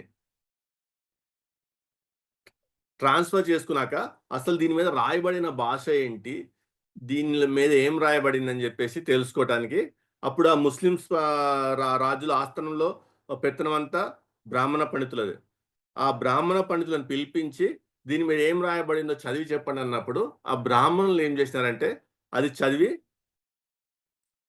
ఇది మేము చదివినాము, ఇది గొప్ప రాజు సుల్తాన్ ఫిరోజ్ అనే పేరు గల రాజు ఉనికిలోకి వచ్చినప్పుడు ఇవి బయటపడతాయి అని చెప్పి ఇందులో రాయబడిందని చెప్పేసి ఒక యాజ్ యూజువల్ ఒక స్టోరీ అల్లేసి, ఒక పిట్ట కథ అల్లేసి ఆ ఫిరోజ్ షా తుగ్లక్ వినిపించేసినారు. ఇంకొక స్టోరీ ఏంటంటే ఇది మహాభారతంలో భీముడు ఉపయోగించిన గద, ఇందులో మహాభారతం స్టోరీ అంతా రాయబడినారని చెప్పేసి చెప్పినారని చెప్పేసి ఇంకొక స్టోరీ ఉంది. కానీ నేను ఎవిడెన్స్ ప్రకారము షామ్ సిరాజ్ అఫీఫ్ 14వ శతాబ్దం రాసిన అతని యొక్క తారిక్ ఈ ఫిరోజ్ షాహీ అనే ఒక క్రానికల్ నుంచి పెడుతుంది ఏంటంటే బ్రాహ్మణులు ఫిరోజ్ షా తుగ్లక్ చెప్పింది ఇది ఒక భవిష్యవాణి. ఈ ఇన్స్క్రిప్షన్ ఒక భవిష్యవాణి. ఇవి బయటపడినప్పుడు సుల్తాన్ ఫిరోజ్ అనే ఒక గొప్ప రాజు బయలుదేరుతాడు అని చెప్పేసి అది పిట్ట కథ. యాక్చువల్గా ఇక్కడ జేమ్స్ ప్రిన్సెప్ యొక్క కృషిని మనము మరవకూడదు. ఎందుకంటే 19వ శతాబ్దంలో జేమ్స్ ప్రిన్స్పీ అనే అతను ఆ అశోక పిల్లర్స్ చూసి ఆశ్చర్యచకితుడై అసలు ఈ పిల్లర్ మీద రాయబడింది ఏంటి, స్క్రిప్ట్ ఏంటి అని పరిశోధన చేస్తున్నప్పుడు ఇక్కడ 3 రకాల స్క్రిప్ట్స్ 3 రకాల ఈ పిల్లర్స్ కాకుండా ఇంకొక దగ్గర కూడా సేమ్ ఈ లిపిని చూసి ప్రతి దాని మీద దేవానంద్ ప్రియదసి అనే ఒక ఆ లెటర్స్ చూసి ఇతను ఎవరు, ఇదేంటి, ఈ లిపి ఏంటి, ఇదేంటి, ఈ భాష ఏంటి, ఈ లిపి ఏంటి అని రీసెర్చ్ చేస్తున్నప్పుడు కౌంటర్ పార్ట్‌గా ఉన్న ఒక బ్రిటిష్ అధికారి సిలోన్‌లో ఉండేవాడు. అతను గూడా సేమ్ ఇలాంటిది ఇక్కడ మా దగ్గర గూడా ఉంది అని జెప్పేసి అట్లా ఇద్దరు ఇంటరాక్ట్ అయ్యి అప్పుడు ఇతను ఇది అశోకుడు వేయించిన శిలాశాసనాలు, అశోకుడనే గొప్ప రాజు భారతదేశాన్ని పాలించాడు. ఇది దమ్మలిపి, ఇది పాలి భాష, ప్రాకృత్ భాష, బ్రహ్మలిపి ద్వారా వేయబడిన అశోకుని యొక్క శాసనాలని చెప్పే వరకు అంటే 19వ శతాబ్దం నాటికి ఒక బ్రిటిష్ అధికారి మనకు చెప్పే వరకు మనకు మన పూర్వీకులకు గాని ఎవ్వరికి కూడా అశోకుని యొక్క పరిపాలన గురించి గాని, అశోకుడు అనే గొప్ప రాజున్నాడని గాని చెప్పి ఎవ్వరికి తెలవదు. మనకు తెలిసిన స్టోరీలలా రామాయణం, మహాభారతం. వాటికి ఇంతవరకు భారతదేశంలో అధికారపూర్వకంగా ఆధారాలు దొరకలేదు. అధికారపూర్వకంగా ఆధారాలున్న యొక్క మౌర్య సామ్రాజ్య చరిత్రను దాచిపెట్టేసినాం. ప్లస్ ముస్లిం రాజు ఏంటిదిరా బాబు ఈ లిపి, ఏం రాసింది దీని మీద చెప్పండి అంటే బ్రాహ్మణులు ఒక స్టోరీ అల్లేసి చెప్పేది. అదొక భవిష్యవాణి. అవి బయటపడినప్పుడు సుల్తాన్ ఫిరోజ్ అనే గొప్ప రాజు వస్తాడని చెప్పేసి ఒక స్టోరీ పిట్టగదలేసి ఏమార్చినారు. అంటే వీళ్లకు ఈ బ్రాహ్మణులు ఎవరైతే ఉన్నారో వాళ్ళకు ఈ లిపి గురించి కానీ, ఈ భాష గురించి కానీ కూడా తెలియదు. నెక్స్ట్ హిస్టారికల్ ఎవిడెన్స్ చూద్దాం. ఇప్పుడు హిస్టరీలోకి వెళ్తే మనం యూపీఎస్సీ సిలబస్ ప్రిపేర్ అయ్యేటప్పుడు ఇది మనకు చెప్పబడుతున్న హిస్టరీ. ఏమని? నియోలిథిక్ పీరియడ్, తర్వాత ఇండస్ వ్యాలీ సివిలైజేషన్, తర్వాత పోస్ట్ ఇండస్ వ్యాలీ పీరియడ్, తర్వాత వేదిక్ సివిలైజేషన్, తర్వాత మహాజనపదాస్, తర్వాత Nanda dynasty, Maurya dynasty, Shunga dynasty, Kanva dynasty, cushion dynasty, Satavahana dynasty, ఇట్లా గుప్తా డైనాసిటీ, చాళుక్య డైనాసిటీ చెప్పుకుంటే ఇది హిస్టరీ మనం చదువుతున్న హిస్టరీ. ఇక్కడ ముఖ్యంగా గుర్తుపెట్టుకోవాల్సింది post Indus valley period, Vedic civilization. ఎందుకు ముఖ్యమంటే ఈ సివిలైజేషన్కి సంబంధించి కాయిన్స్ కానీ, ఆర్టిఫాక్ట్స్ కానీ, మాన్యుమెంట్స్ కానీ, లిటరరీ సోర్సెస్ కానీ, డాక్యుమెంట్స్ కానీ, ఆర్కియలాజికల్ సైట్స్ కానీ, ఓరల్ ట్రాన్స్మిషన్స్ గురించి కానీ, స్టోన్ ఇన్స్క్రిప్షన్స్ గురించి కానీ, పెయింటింగ్స్ గురించి కానీ, ఇమేజెస్ గురించి కానీ, లేదా ఓరల్ హిస్టరీ కానీ ఎటువంటి ఆధారం లేదు. ఓరల్ ట్రాన్స్మిషన్, ఓరల్ హిస్టరీ ఎందుకు లేదని చెప్తున్నానంటే వీరి తర్వాతనే మహాజనపదాలు కానీ, నందా డైనాసిటీ కానీ, మౌర్య డైనాసిటీ కానీ స్టార్ట్ అవుతాయి. ఇండస్ వ్యాలీ సివిలైజేషన్లో లిపి ఉంటుంది. నెక్స్ట్ ఇండస్ వ్యాలీ సివిలైజేషన్లో మల్టీ స్టోరీడ్ బిల్డింగ్స్ ఉంటాయి. ఇండస్ వ్యాలీ సివిలైజేషన్లో స్ట్రక్చర్డ్ ఫార్మింగ్ సిస్టమ్ ఉంటుంది, డ్యామ్స్ ఉంటాయి, డ్రైనేజ్ సిస్టమ్ ఉంటుంది, ఇరిగేషన్ సిస్టమ్ ఉంటుంది, వాటర్ సిస్టమ్ ఉంటుంది. అదే వేదిక్ సివిలైజేషన్కి వచ్చేసరికి సడన్గా సివిలైజేషన్ అంటే మల్టీ స్టోరీడ్ బిల్డింగ్స్లోంచి గుడిసెల్లోకి వస్తుంది. మీరు వేదిక్ సివిలైజేషన్ కొడితే మీకు గూగుల్లో కనపడేటి గుడిసెల ముందు ఒక ఋషులు, అర్ధనగ్నంగా కూర్చున్న ఋషులు, వారి మధ్యలో హోమమో ఏదో చేస్తూ ఇది కనపడుతుంది. ఎక్కడైనా సివిలైజేషను పురోగమిస్తుంది కానీ తిరోగమించదు. ఎందుకంటున్నాను ఈ మాట? మనం ఏ సివిలైజేషన్ చదివినా కానీ, మెస్పటోమియా సివిలైజేషన్ కానీ, బబిలోన్ సివిలైజేషన్ కానీ, ఏ సివిలైజేషన్ చదివినా కానీ, చైనాదే కానీ ఏదైనా చదవండి, వాళ్ళు అభివృద్ధి చెందినారు కానీ ఎక్కడ కూడా తిరోగమనించలేదు. కానీ భారతదేశంలో మాత్రం మనకు చదివిపిస్తున్నారు ఏంటంటే ఇండస్ వ్యాలీ సివిలైజేషన్ తర్వాత డైరెక్ట్ మల్టీ స్టోరీ బిల్డింగ్స్ నుంచి మనం గుడిసెల్లోకి వచ్చినాం. నమ్మశక్యంగా ఉందా? ప్లస్ ఈ సివిలైజేషన్ ఇది మామూలు సివిలైజేషన్ 1000 నుంచి 1200 సంవత్సరాలు. ఇది ఇంత కాలానికి, ఇంత పీరియడ్కి సంబంధించి ఏ ఆధారం ఉండదా? వాళ్ళ రాజులు ఎవరు? మళ్ళీ దీన్ని వేదిక్ సివిలైజేషన్ అని ఈ బ్రాహ్మణులు చెప్పుకునేది ఆధారపడే దీని మీదే. ఎప్పటి నుంచో మేము ఇక్కడ ఉన్నాము, మేము సనాతనం ఈ భారతదేశంలో చెప్పుకుని దీన్ని ఆధారం చేసుకుని, కానీ దీనికి సంబంధించి ఒక్క ఎవిడెన్స్ దొరకదా? వీళ్ళ రాజులు ఎవరు, వీళ్ళు ఎక్కడ పరిపాలించినారు, వీళ్ళ రాజప్రసాదాలు ఇవి, వీళ్ళు ఏ దేశాలతో బిజినెస్ చేసినారు, మారక ద్రవ్యం ఏం ఉపయోగించినారు, వీళ్ళ శాసనాలు ఇవి ఏముండవా? ఆలోచించాలి. మనము ఈ చరిత్ర చూస్తే ఈ సత్యయుగము, త్రేతాయుగము, ద్వాపరయుగము, కలియుగము ఇవన్నీ నెక్స్ట్ మనం చూద్దాము. నెక్స్ట్ ముందు సెషన్స్‌లో. ఇక్కడ మనం జాగ్రత్తగా గమనిస్తే ఇండస్ వ్యాలీ సివిలైజేషన్‌కి ఆధారాలున్నాయి. మహాజనపదాస్‌కి ఆధారాలున్నాయి. నంద డైనాసిటీకి ఆధారాలున్నాయి. మౌర్య డైనాసిటీకి ఆధారాలున్నాయి. శుంగ డైనాసిటీకి ఆధారాలున్నాయి. కన్వ డైనాసిటీకి ఆధారాలున్నాయి. కుషాన్ డైనాసిటీకి ఆధారాలున్నాయి. వేదిక్ సివిలైజేషన్‌గా చెప్పబడుతున్న ఈ కాలానికి మాత్రమే ఆధారాలు లేవు భారతదేశంలో. అది ఎట్లా పాసిబుల్ అవుతది? ఈ వేదిక్ సివిలైజేషన్ కంటే ముందున్న ఇండస్ వ్యాలీ సివిలైజేషన్‌కి ఆధారాలు దొరుకుతాయి. వేదిక్ సివిలైజేషన్ తర్వాత స్టార్ట్ అయిన మహాజనపదాస్‌కి, నంద డైనాసిటీకి, మౌర్య డైనాసిటీకి ఆధారాలు దొరుకుతాయి. ఈ మహాజనపద కాలంలోనే హర్యాంక డైనాసిటీ అనేది ఒకటి గుర్తుపెట్టుకోవాలా. ఈ హర్యాంక డైనాసిటీ అంటే 20th గౌతమ బుద్ధ కాలం అన్నమాట. బుద్ధ అంటే మనం జనరల్‌గా గౌతమ బుద్ధుడే అని మనం అనుకుంటాం. కానీ బుద్ధుడి కంటే కూడా గౌతమ బుద్ధ ఇస్ 20th బుద్ధ. గౌతమ బుద్ధుడి కంటే కూడా 27 బుద్ధులుంటారు. గౌతమ బుద్ధుడి నుంచి వెనక కౌంట్ చేసుకుంటూ వెళ్తే 6, 7 బుద్ధులకు మనకు ఆర్కియలాజికల్ ఎవిడెన్సెస్ అశోకుని కాలంలో దొరికినాయి. అశోకుడే వారి యొక్క సమాధులను రిపేర్ చేపించినట్టు ఆధారాలున్నాయి. ఇవి మనం ముందు చదువుదాం. ఈ రోజుకి మన సంస్కృత భాషకి లిమిట్ అయి ఉందాం. సంస్కృత భాష అనేది మన దేశంలో వాడుక భాష కాదు. మన దేశంలో లేదు అని మన దేశంలో మొదటి నుంచి లేదు అని చెప్పడానికి ఇవన్నీ చెప్పుకుంటూ వస్తున్నా. సో, హర్యాంక డైనాసిటీ ఇక్కడి నుంచి అంతా కూడా మనం బౌద్ధమే చూస్తాం. హర్యాంక డైనాసిటీ గాని, నంద డైనాసిటీ గాని, మౌర్య డైనాసిటీ గాని, శుంగ డైనాసిటీ గాని, కన్వ డైనాసిటీ గాని, కుషాన్ డైనాసిటీ గాని ఎక్కడన్నా ఈ రాజులు ఒక మందిరం నిర్మించినట్టు గాని, యజ్ఞయాగాదులు జరిపించినట్టు గాని, హోమాలు చేయించినట్టు గాని ఎక్కడన్నా ఆధారాలు చదివిర్రా? లేదు. వీళ్ళంతా కూడా బౌద్ధాన్ని ఆచరించారు. కావాలంటే బుద్ధిస్ట్ క్యానన్స్ అశోకుని కాలంలో సెకండ్ క్యానన్ జరిగితే అజాతశత్రువు కాలంలో ఫస్ట్ క్యానన్ జరుగుతుంది. అట్లా third canon, fourth canon, cushion కాలంలో థర్డ్ క్యానన్ అట్లా ఎవిడెన్సెస్ ఉన్నాయి మనకు. కానీ ఈ ఈ బ్రాహ్మణత్వానికి సంబంధించి గాని, వాళ్ళ యొక్క సంస్కృత భాషకు సంబంధించి గాని, వాళ్ళ యొక్క గ్రంథాలకు గాని ఎటువంటి ఎవిడెన్సెస్ లేవు. ఇప్పుడు ట్రావెలర్స్‌ని కూడా మనం పరిశీలించినాం.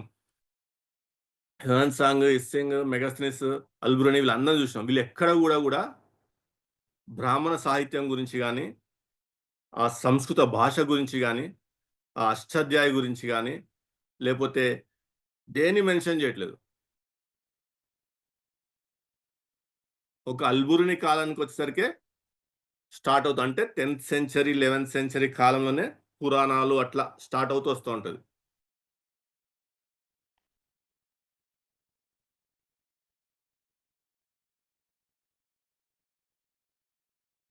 ఇక్కడ ఒక వాదన ఉంటది. ఒక పిల్లర్‌లో ఆహ్, భమన్, శ్రమన్ అని చెప్పేసి ఒక పదం కనబడతది. ఈ భమన్ అంటే బ్రాహ్మణులు అని చెప్పేసి వాదిస్తారు. కానీ తప్పు. భమన్ అంటే అంటే ఇంటెలెక్చువల్స్, విద్యావంతులు అని చెప్పేసి. అలాగే ఈ ట్రావెలర్స్ ఎవ్వరు గూడా సంస్కృత భాష గురించి గాని, దాని గ్రామర్ గురించి గాని, ఆ వేదాల గురించి గాని, రామాయణం గురించి గాని, మహాభారతం గురించి గాని, ధర్మశాస్త్రాల గురించి గాని, ఆ కుల వ్యవస్థ గురించి గాని ఎవ్వరు గూడా ఎక్కడ మెన్షన్ చేయలేదు. ఇంకొకటి 'అరబ్ ఔర్ భారత్ కే సంబంధ్' అనే ఒక బుక్‌లో ఈ భారతదేశాన్ని బౌద్ధ దేశం అని చెప్పి పిలిచారు. హిందూ శబ్ద్ అనేది తర్వాతొచ్చిన శబ్దం.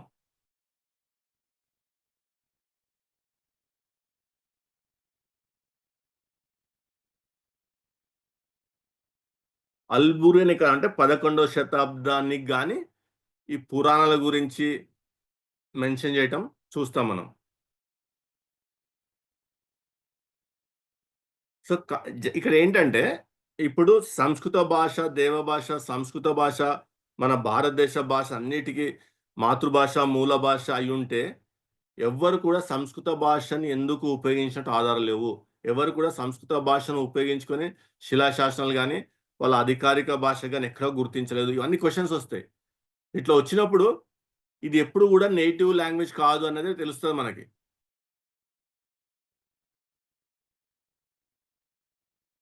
ఇది ధమ్మలిపి లేదా బ్రహ్మలిపి నుంచి ఇప్పుడున్న దేవనాగరి లిపి ఎవాల్యుయేషన్ ఎట్లా జరిగింది, లిపి ఎవాల్యుయేషన్ ఎట్లా జరిగిందనేది గూడా జేమ్స్ ప్రిన్స్‌పి చక్కగా వివరిస్తాడు. ఫస్ట్ సెంచరీలో ఏం వాడినారు, second century, third century, fourth century, fifth century, sixth century, seventh century, ninth century. Ninth century, 10థ్ సెంచరీకొచ్చే నాటికి గాని ఈ దేవనాగరి లిపి అనేది మనకు అందుబాటులో ఉంటుంది. ఈ లిపిని ఉపయోగించుకునే సంస్కృత భాషను ఉపయోగించుకొని బ్రాహ్మణ మత గ్రంథాలన్నీ రచించబడ్డాయి. ఇంతకుముందు వేరే లిపి ఉనికిలో ఉంది కదా, దమ్మలిపి, బ్రహ్మిలిపి ఉపయోగించి రాయొచ్చా అంటే రాయలేమని చెప్పేసి స్పష్టంగా మనకు ఎవిడెన్సెస్ ఉన్నాయి. ఇది time line of Indian scripts, general time line. ఈ గ్యాప్ గుర్తుపెట్టుకోండి. ఇది పెద్ద గ్యాప్. ఈ గ్యాప్‌లో ఏం జరిగింది భారతదేశంలో ఏంటనే చరిత్ర అసలు లేనే లేదు. ఉంది చరిత్ర, కానీ మనకు చదువుకోవటానికి అందుబాటులో లేదు. ఎందుకంటే ఈ కాలంలో ఇతర సివిలైజేషన్స్ ఉన్నాయి. కానీ మనకు చదివిపించట్లేదు ఎక్కడ గూడా. మీకు ఉదాహరణకు మీరు పీడీఎఫ్‌లోకెళ్తే పీడీఎఫ్ షేర్ చేస్తా, తర్వాత చూస్తే మీకు అర్థమవుతుంది.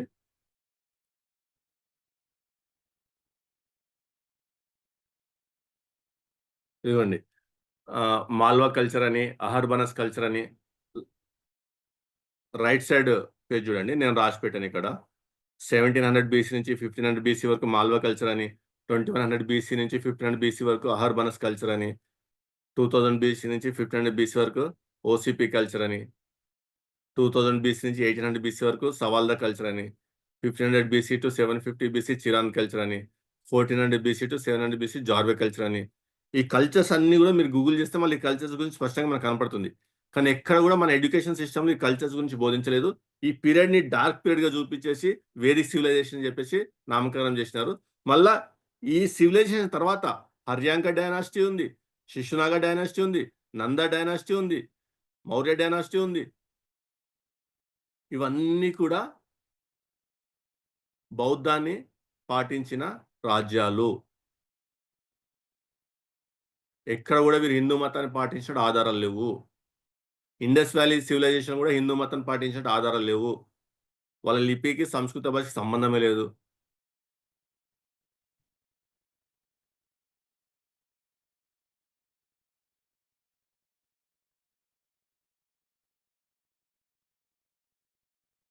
ఇంకొక ఆహ్, ఆహ్, ఆర్గ్యుమెంట్ ఏంటంటే, గ్రంథ లిపిని ఉపయోగించుకొని సంస్కృత భాష రాయొచ్చు.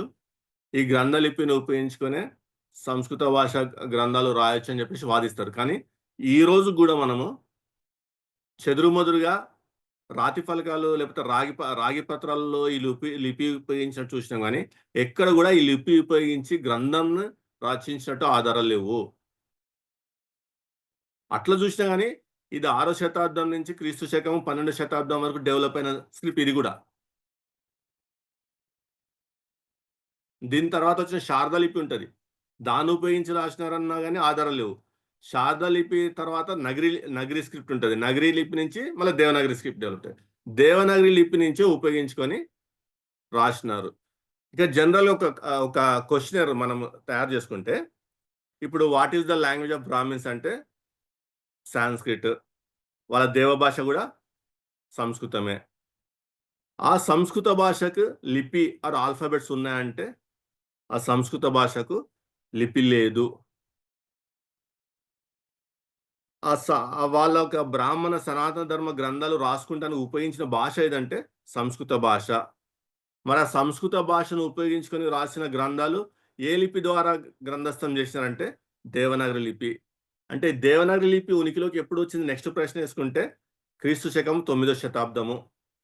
ఫైనల్గా అసలు ఈ సంస్కృత భాష అన్ని భాషలకు మూల భాష అని చెప్పుకుంటూ, దేవ భాష అని చెప్పుకుంటూ, ఈ సంస్కృత భాషను ఉపయోగించి రాసుకున్న గ్రంథాలన్నీ ఎప్పుడు లిఖింపబడ్డాయంటే only answer after 9th century AD, క్రీస్తు శకము 9వ శతాబ్దం తర్వాతనే. సో మీరు ఎప్పుడు గుర్తు పెట్టుకున్నా కానీ ఈ పీరియడ్ మర్చిపోవద్దు. ఈ 1000 సంవత్సరాలు అయితే 1200 సంవత్సరాల కాలాన్ని మర్చిపోవద్దు. ఈ కాలం ఉంది అని వాళ్ళు ఆధారాలు చూపించలేదు ఇంతవరకు. ఎటువంటి ఆధారాలు చూపించలేదు. కానీ మనం బోధిస్తున్నారు. ఎడ్యుకేషన్ సిస్టమ్ వాళ్ళ చేతిలో ఉంది కాబట్టి మనం చదువుతున్నాం. ఈ కాలానికి అటువైపున ఇండస్ వ్యాలీ సివిలైజేషన్కును, ఈ కాలం తర్వాత వచ్చిన అన్ని కల్చర్స్కిను, అన్ని రాజ్యాలకును ఆధారాలు ఉన్నాయి. ప్లస్ ఈ కాలంలో చెప్పబడని, మనకు చదువుపించని ఈ కాలంలో కూడా ఇతర సివిలైజేషన్ ఉన్నట్టు మనం ఆధారాలు ఉన్నాయి. కాబట్టి సంస్కృత భాష భారతదేశ ఏ భాష కూడా మూల భాష కదా. అది అదొక లాంగ్వేజ్. అన్ని భాషలకు అదొక language. Indo European family tree నుంచి ఉద్భవించిన ఒక లాంగ్వేజ్ అంతే. సో బ్రదర్, Q&A ఏమైనా ఉంటే అడగండి. థ్యాంక్ యూ అన్న, థ్యాంక్ యూ సో మచ్. చాలా మంచి విషయాలు మాకు అందించారు. ఇన్ని రోజులు మేము చదువుకున్న హిస్టరీ అసలు హిస్టరీనే కాదని, అది కల్పితమని మాకు చెప్తుంటే అర్థమైంది. అండ్ మేము సాంస్క్రిట్ లిపి లేకుండానే ఇంటర్లో సాంస్క్రిట్ కంప్లీట్ చేసాం. మనం ఇంటర్లో యూజ్ చేసేది కూడా దేవనాగరి లిపి. బికాస్ నేను కూడా my second language Sanskrit only. Degree వరకు కూడా, ఇంటర్ నుంచి డిగ్రీ వరకు అంటే 5 years సాంస్క్రిటే సెకండ్ లాంగ్వేజ్. బట్ మనము హిందీ భాష అది ఆ లిపిని దేవనాగరి లిపి ఉపయోగించుకొని రాస్తాం. దయచేసి గమనించగలరు, ఎవరికైనా క్వశ్చన్స్ ఉంటే జస్ట్ హ్యాండ్ రైజ్ చేయండి, అన్మ్యూట్ చేస్తాం. క్లమ్జీగా ఉండకూడదు అని చెప్పేసి ఈ నిర్ణయం తీసుకున్నాం, తప్పుగా అనుకోకండి.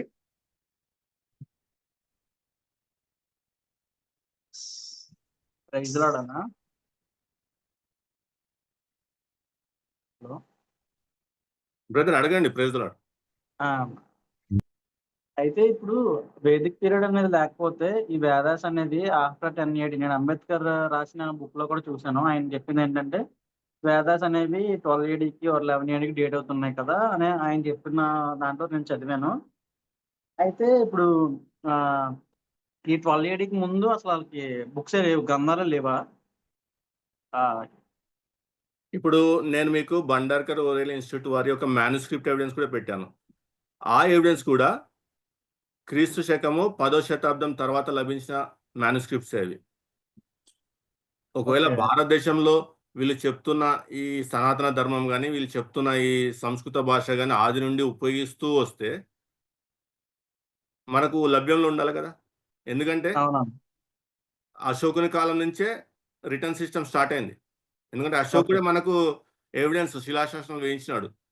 అశోకుడు కూడా ఎందుకు నేను ఓరల్ ట్రాన్స్మిషన్, ఓరల్ హిస్టరీ కూడా లేదు వీళ్ళకి ఎందుకు చెప్తున్నానంటే, సడన్ గా ఒక భాష ఆది నుంచి ఉపయోగిస్తున్న భాష, ఇలా సత్యయుగం కానీ, త్రేతాయుగం కానీ, ద్వాపర యుగం కానీ ఉపయోగిస్తున్న భాష ఇండస్ వ్యాలీ సివిలైజేషన్ వచ్చేది మాయమవుతుందా? ఏదైనా భాష మాయమవుతుందా? ఇండస్ వ్యాలీ సివిలైజేషన్, ఆ సివిలైజేషన్ గొప్ప సివిలైజేషన్ అది. ఆ సివిలైజేషన్ తర్వాత ఆ సివిలైజేషన్ లో లేదా భాష మళ్ళీ నెక్స్ట్ వస్తున్న వేదిక పీరియడ్ లో సడన్ గా మళ్ళీ ప్రత్యక్షం అవుతుందా? అవును. సో ఇలా మనం ఆలోచించాలా. Then only will get answers. అవునవును. అయితే ఇప్పుడైతే ఈ బ్రాహ్మణ్స్ ఎవరైతే ఇండియాకి వలస వచ్చారని మనం అంటే ఆర్యన్ థియరీ, ఇన్వేషన్ థియరీ మన ప్రకారం చూసుకున్నా, ఇప్పుడు వాళ్ళు ఏ టైంలో వచ్చి ఉంటారు అంటే నేనైతే నమ్మను. బిఫోర్ బీసీ కాలం అయితే నేను నమ్మను. ఆఫ్టర్ ఏడీనే వచ్చారేమో అని నేను అనుకుంటాను. నాకు అనిపిస్తుంది అన్నమాట అప్పుడు. ఎందుకంటే వాళ్ళు రాసిన వాట్ ఐ ఫీల్ అంటే ఈ అశోకుని కాలంలోనో లేకపోతే చంద్రగుప్త మౌర్య తర్వాత ఈ ఇన్వేషన్స్ ఎక్కువ జరుగుతూ వచ్చినాయి. ఓకే. అశోకుని తర్వాత ఇన్వేషన్స్ బాగా జరిగినాయి. ఆ టైంలోనే సైలెంట్ గా వచ్చేసి ఉంటారు. తర్వాత మెల్లమెల్లగా ఇప్పుడు బలహీనంగా ఉన్నప్పుడు సైలెంట్ గా ఉండి బలపడ్డాక విస్తృతంగా ఆ చరిత్ర ఈ చరిత్ర అంతా మాయం చేస్తూ, నేను ఎట్లా లింకప్ చేస్తా అంటే, మనకు విద్యను అందుబాటులో లేకుండా చేసి విద్యను వారి యొక్క గుత్తాధిపత్యంలో అట్టిపెట్టుకొని వారే దానికి అర్హులు అని ఎప్పుడైతే ప్రకటించుకున్నారో, కింది వారికి ఎప్పుడైతే విద్య లేకుండా చేసినారో అప్పుడే మన పూర్వీకుల నుంచి మన వరకు కూడా ఏం తెలీదు మనకి. ఇప్పుడు జేమ్స్ అవును. క్విన్స్‌పీ అనేవాడు 19వ శతాబ్దంలో వచ్చి మీకు ఒక గొప్ప రాజు పాలించాడు భారతదేశాన్ని.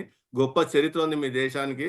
అన్ని దేశ చరిత్రల కంటే మీ దేశ చరిత్ర మహోన్నతం అనేది మీదొక జంబూ ద్వీపము ఇది శ్రీలంక నుంచి మొదలుకొని ఆఫ్ఘనిస్తాన్, ఇరాన్ ఈ ప్రాంతాల వరకు ఇటు బర్మా ఇటంతా పాలించిన ఒక రాజు మీకున్నాడని చెప్పే వరకు ఆ చరిత్ర ఎందుకు దాయబడింది? హ్మ్. అంటే సిస్టమాటిక్‌గా మన యాక్చువల్ చరిత్రను హననం చేస్తూ, లేని చరిత్రను ఇంపోజ్ చేస్తూ, ఆ టైంకి రాముడు తెలుసు, రామాయణం తెలుసు, మహాభారతం తెలుసు అందరికి భారతదేశం ప్రజలకు. ఓకే. మరి ఈ మౌర్య సామ్రాజ్యం గురించి ఎందుకు తెలవదు? అంటే అదే. సిస్టమాటిక్ ఎవరో వాంటెడ్‌లీ ఏదో చేసుంటారు. కాబట్టి ఇదంతా ఇలా ఓకే. జరిగిందనేది ఒక అభిప్రాయం నాకు. అయితే ఒకటే ఒక క్వెషన్ అన్న. ఇప్పుడు హిందూయిజం ఉందా? క్రిస్టియానిటీ ఉందా? అట్లా అడిగితే నేను భారతదేశంలో క్రిస్టియానిటీ ఉందంట. అదే నేను నమ్మేది కూడా అదే అన్న. అయితే నాకు ఇప్పుడు మేము లైక్ కామెంట్స్‌లో మేము అడిగినప్పుడైనా ఎవరైనా ఏమనంటారంటే, ఇది బుద్ధుడు పేరెంట్స్ కూడా హిందూయిజంనే నమ్మారు. లైక్ హిందూ దేవి దేవతలనే మొక్కారు అని కొంచెం బలంగా వాదిస్తూ ఉంటారన్న. దానికి లేదు ఆన్సర్. బ్రదర్. అయి నెక్స్ట్ ఆ! సెషన్‌లో వీలుంటే ఈ పురాణాలు ఏ విధంగా కల్పితాలో, ఆ పురాణాలు ఏ విధంగా బుద్ధుడిని ఇప్పుడు ఎట్లా అయితే పాణినిని బ్రాహ్మణుడు కాని పాణిని బౌద్ధ భిక్షు అయిన పాణిని తమవాడిగా చెప్పుకొని, అతడు రాయని గ్రంథాన్ని రాసినట్టుగా ప్రచారం చేస్తూ, అతని పేరు మీద ఒక అష్టాధ్యాయ గ్రామర్ ట్రీటీస్‌ని డెవలప్ చేసుకొని, ఎట్లా వీళ్ళు ఇప్పుడు ఆ సాంస్క్రిట్‌ని ఇంపోజ్ చేస్తున్నారో, ఏ విధంగా వారి వారి మనిషి కానీ పతాంజలి కూడా వారి మనిషిగా చెప్తూ పతాంజలి పేరు మీద యోగ శాస్త్రం ఎట్లా ఇంపోజ్ చేసి వాళ్ళు ప్రాచుర్యంలో ఉన్నారో, సేమ్ అదే విధంగా ఇది కూడా మనం ఇంపోజ్ చేశారు. అండ్ నెక్స్ట్ సెషన్‌లో చూద్దాం మనం. ఓకే అన్న. ఓకే. ఓకే. ఓకే అన్న. దేవచిత్తం ఓకే. నెక్స్ట్ సెషన్‌లో ఎలా బౌద్ధుడిని హైజాక్ చేసినారు, బౌద్ధాన్ని హైజాక్ చేసుకొని తమలో కలిపేసుకున్నారు అనేది అవి కూడా చూద్దాం. అసలు యుగాలన్నీ ఓకే. కరెక్టా? అసలు ఈ మతం అనేది ఎప్పటి నుంచి వచ్చింది? ఎవరు ఈ అవునవును. మతాన్ని అసలు హిందూ మతం అనేది ఎప్పుడు ఉద్భవించింది? హిందూ మతానికి ముందు ఏమైనా మతాలున్నాయా? వీరంతా ఒకటేనా? కాదా? ఇట్లాంటి కోణంలో కూడా మనం స్టడీ చేయొచ్చు. చేద్దాం. అలాగే అన్న. ఓకే అన్న. Thank you. అయితే లాస్ట్ క్వెషన్ అన్న. మన ఇంటి పేర్లకి హిందూయిజంకి ఏమైనా సంబంధం ఉందా?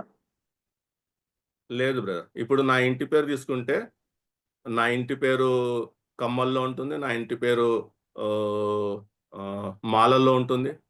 ఎందుకు చెప్తున్నా అంటే, హ్మ్. మనమందరం ఒకటే ఒకప్పుడు.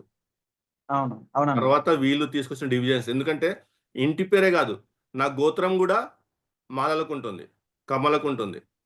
హ్మ్. ఇప్పుడు ఇంటి పేరంటే ఓకే. గోత్రం కలవదు కదా! అవునన్న. గోత్రకర్త ఒక్కడు కాలేడు గదా! అవునన్న. ఒకడు గోత్రకర్త అయినప్పుడు 2 కులాలకు సంబంధించిన వాళ్ళు ఒకే గోత్రానికి ఎట్లా చెందుతారు? అవునన్న. చంద్రుడు. సో, ఈ స్టడీ గూడా ఉంది. నేను చేసే ఉన్నాను. యాహ్! ఓకే అన్న. Thank you. నా క్వెషన్స్ అయిపోయాయి. నెక్స్ట్ ఎవరైనా తీసుకోండి. అన్న ప్రైజ్ లార్డ్ అన్న. ఆయన బుద్ధుని గురించి మీరు ఆల్రెడీ చెప్పారు. బట్ ఇంకొంచెం క్లారిటీ కోసం అడుగుతున్నా అన్న. వీళ్ళు దశావతారాల్లో 9వ అవతారంగా బుద్ధుడిని పెట్టారు అని చేర్చారని చెప్తారు. సో, ఆ బుద్ధ మతాన్ని స్థాపించిన బుద్ధుడు యాక్చువల్‌గా వేరు. మీరు చెప్పే బుద్ధుడు అంటే ఐ మీన్ బుద్ధ మతాన్ని స్థాపించిన బుద్ధుడు గాదిక్కడ. ఈ బుద్ధుడు వేరు అని చెప్పి కవరింగ్ జేసుకుంటారన్న. ఈ విషయంలో కొంచెం క్లారిటీ లేదు గావాలి. బ్రదర్. ఇప్పుడు 18 పురాణాలున్నాయి. 18 అన్న. పురాణాల్లో మాక్సిమం అన్ని పురాణాల్లో బుద్ధుని ప్రస్తావన ఉంది.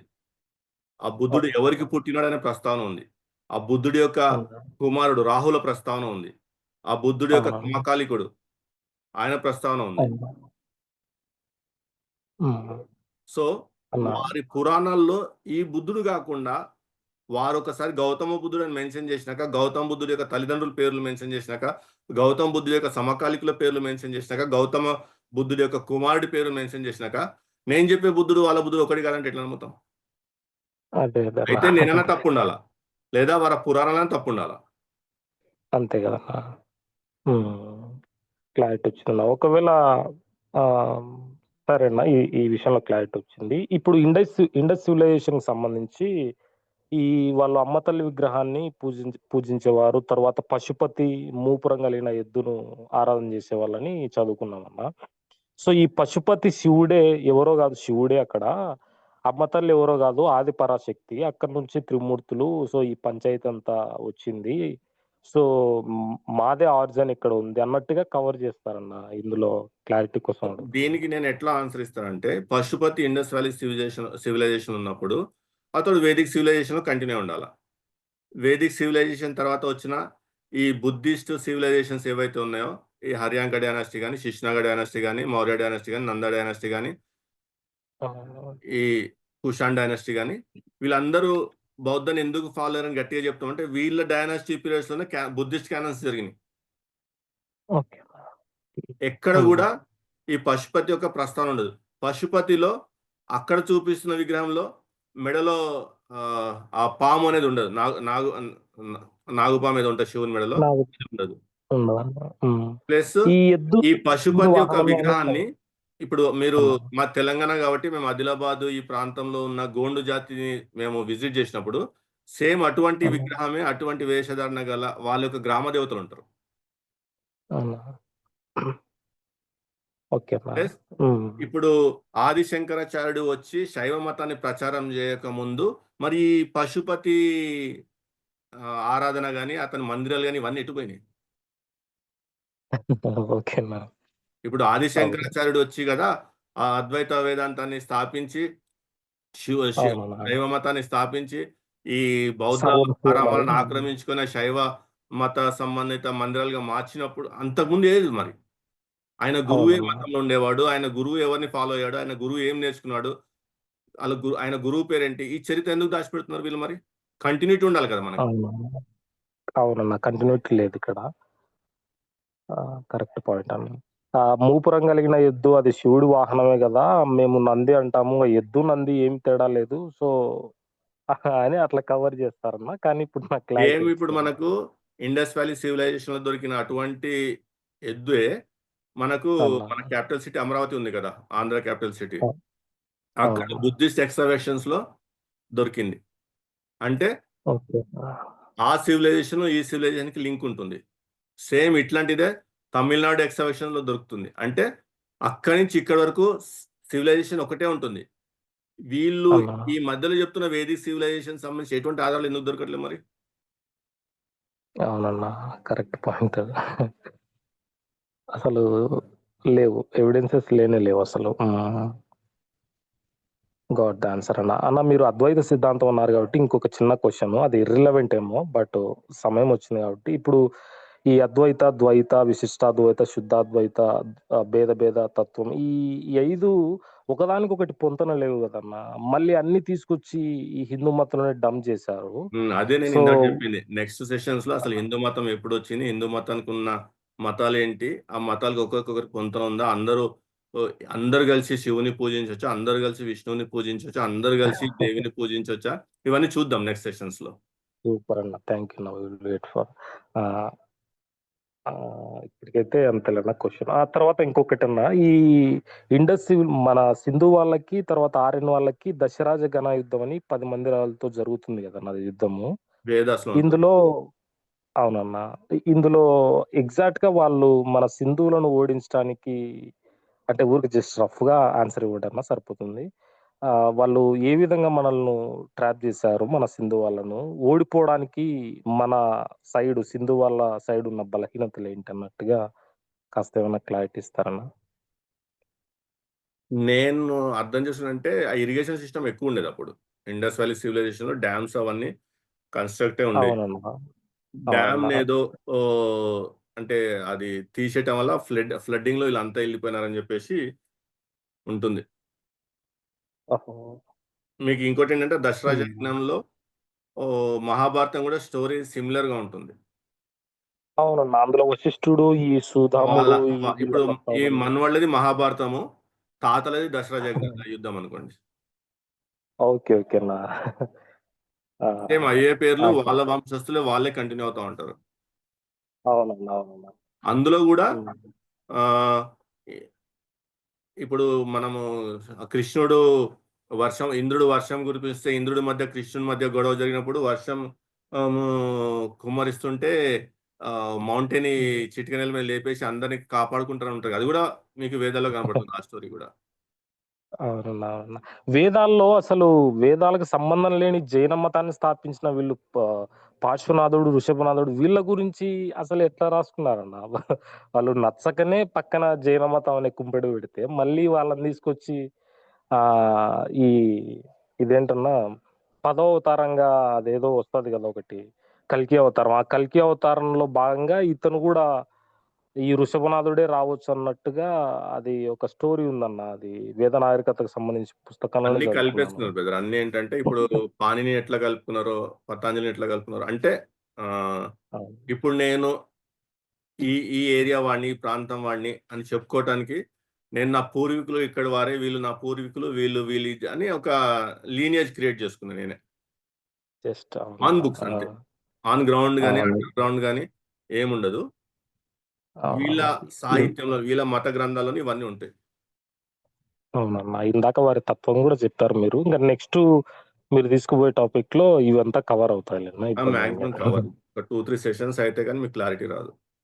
అవునన్నా, నేను అవునన్నా. ఎందుకు థ్యాంక్ యూ అన్న. లాంగ్వేజ్ ఫస్ట్ తీసుకున్నా అంటే, ఈ లాంగ్వేజ్ అనేది మూల భాష కాదు. ప్లస్ ఈ లాంగ్వేజ్‌కి లిపి లేదు. ఈ లాంగ్వేజ్ ఉపయోగించుకొని రాసిన గ్రంథాలన్నీ 12th సెంచరీ తర్వాత రాసినారనేది ఒకటి మనము ఎస్టాబ్లిష్ చేసుకున్నాం అనుకోండి, మీకు చాలా మటుకు క్లియర్ అయిపోతది. అంటే తర్వాత సెషన్స్ ఈజీ అయిపోతాయి. ఈజీ ప్లస్ అయిపోతాయి. నా రిక్వెస్ట్ ఏంటంటే, నేను చెప్పిందే ఫైనల్ కాదు. మీరు ఓన్‌గా రిసర్చ్ చేస్తారనుకోండి, మీకు ఇంకా ఇంకొక కోణంలో మీకు సత్యం బయలుపడొచ్చు. అవునన్నా. ఇంకొన్ని విషయాలు ఏమైనా తెలుసొచ్చు.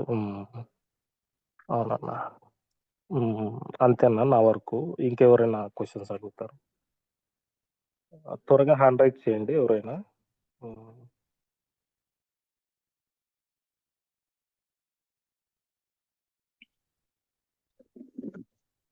హలో అన్నయ్య, మీరు చెప్పినట్టు నిజంగానే అంటే ఇంతకు ముందు మాట్లాడిన అన్నయ్య చెప్పినట్టు అరిష్టనేమి అనే ఒక జైన మత తీర్థంకుని కృష్ణుని బంధువుగా, మళ్ళీ తర్వాత విష్ణు భాగవత పురాణాల్లో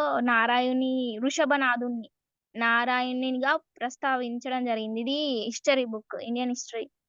దాంట్లో ఇవన్నీ ఉన్నాయి. మళ్ళీ తర్వాత మా గ్రూప్ లో వచ్చిన క్వశ్చన్ ఇది ఏంటంటే, భరతుడు అనే పేరు అది ఆయన పేరు ఉంటది కదా, రాముడి వాళ్ళ తమ్ముడు నేమ్ మీ నుంచి వచ్చింది అని చాలా మంది అనుకుంటారు.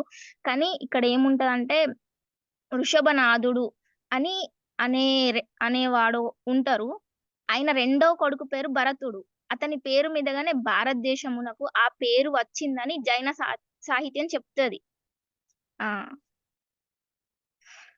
ఇవన్నీ ఇంకా బుద్ధుడి ప్రతిమలు, బుద్ధుడి శిల్పాలన్నీ వేరేగా చేసి అది విష్ణుమూర్తి అవతారాలుగా చెక్కినట్టు కూడా ఇండియన్ హిస్టరీలో రాసి ఉంది. వాళ్ళందరూ ఇవి చదువుతారు కూడా. మేమిప్పుడు అందరికీ మేము ప్రిపేర్ అయ్యే వాళ్ళందరికీ ఈ విషయాలు తెలుసు. మళ్ళీ అనంత పద్మస్వామి గుడిలో ఉన్నది కూడా బుద్ధుడి విగ్రహం కాదు అని కూడా ప్రిపరేషన్ క్వెషన్స్‌లో ఉన్నవి. అవి కూడా మేము చదువుతాం. కానీ ఎవరంతగా పట్టించుకోరు. మళ్ళీ ఆయన పేరేంటి? వీరపురుష దత్తుడు అనే ఒక రాజు, ఇక్ష్వాకు వంశ రాజు. ఆ రాజు కూడా శివలింగాన్ని తొక్కుతున్న విగ్రహం గూడా బయటపడింది. అది గూడా మా బుక్‌లో ప్రింట్ చేసుంటది. ఇవన్నీ చూస్తారు. కానీ ఎందుకు ఆలోచించట్లేదో నాకు ఇంకా అర్థం కాదు. అవన్నీ తెలుసుకొనే నేను దేవుడిని తెలుసుకున్నా చెప్పాలంటే. సత్తాను ఆడే గేమ్ చాలా కొద్ది మందికి అర్థమవుతది. ఎందుకంటే ఇప్పుడు బైబిల్‌లో దేవుని యొక్క కార్యాలను ప్రత్యక్షంగా చూసిన ఇజ్రాయేలే తొలగిపోతారు అరణ్యవాసంలో. ఆ జనరేషన్ చూసిన జనరేషన్ వాగ్దాన భూమిలోకి ఎంటర్ కాదు. When సరే. Satan blinds, only God should help. మళ్ళీ ఇది గుప్తుల కాలంలో అవతారాలు, ఈ దశావతారాలు రాయబడ్డాయి అని కూడా ఉంటది. అనవసరంగా బుద్ధుడిని ఇరికించిండ్రు అని కూడా ఈ హిస్టరీలో ఉంది. అయినా కూడా వీళ్ళ కళ్ళు నెత్తికెక్కినాయి నాకు అర్థం కాదు అసలు. అన్ని చూస్తారు. ఆ క్వెషన్సే మళ్ళా ఎగ్జామ్‌లో వస్తాయి. వాటినే మేము క్విజ్‌గా రాస్తాము. ఆ! శివలింగాన్ని తొక్కింది ఏ రాజు? ఏ ఇక్ష్వాకు వంశ రాజు అని కూడా రాస్తాము. ఆ ఇక్ష్వాకు వంశ రాజు అయ్యుండి ఆ! అదేంటిది మేము రాముడి వంశస్థులమని చెప్పుకొని బౌద్ధ మతాన్ని పాటించి ఇవన్నీ చేసినా గూడా వాళ్ళు అసలు చాలా వరకు వాళ్ళు గుడ్డి వాళ్ళలాగా బతుకుతున్నారేమో అని అనుకుంటా. ఇక్ష్వాకు వంశము రాముంది కాదు, అది బుద్ధుంది. నెక్స్ట్ సెషన్స్ లో ఆ! చూద్దాం. యెస్. ఇక్ష్వాకు వంశము, మన ఆంధ్ర ఇక్ష్వాకు రాజులు కూడా ఈ బుద్ధుని వారసులు. వాళ్ళ మతం కూడా బౌద్ధ మతమే పాటించినారు. ఈవెన్ మా యాన్సిస్టర్స్ కూడా వాళ్ళే. మేము బౌద్ధ మతాన్ని పాటిస్తూ అంటే నేను ఎవరిని అని తెలుసుకునే కోణంలో నేను అక్కడి దాకా వెళ్ళినమాట. ఇక్ష్వాకు వంశం ఏంటి? ఈ వీళ్ళెవరు? వీళ్ళెవరిని పూజించినారు? గౌతమ బుద్ధుడు ఇక్ష్వాకు వంశస్థుడు. రాముడికి గౌతమ బుద్ధుడికి ఏమైనా సంబంధం ఉందా? లేదా? అవన్నీ అయిపోయింది. స్టడీ అంతా చేసినా కానీ డిసైడ్ అయిన ఇవన్నీ అబద్ధం అని చెప్పేసి. నెక్స్ట్ సెషన్ కానీ చూద్దాం. హ్మ్. కానీ ఒకటన్నయ్య అంటే ఎవరైతే గ్రూప్స్‌కి గాని ఏదైనా ప్రిపరేషన్ ఎగ్జామ్స్‌కి ప్రిపేర్ అవుతున్నారో అంటే ఆహ్, గవర్నమెంట్ ఎగ్జామ్స్‌కి వాళ్ళందరికీ మాత్రం తెలుసు. అవును. ఇప్పుడు ఇవన్నీ మనం యూపీఎస్సీ అవన్నీ స్టడీ చేసేటప్పుడు ఆర్యన్ ఇన్వెషన్ థియరీ చదువుకుంటాం. ఆర్యన్ ఇన్వెషన్ థియరీ జరిగిందని చెప్పి రాస్తేనే పాస్ అయితాము.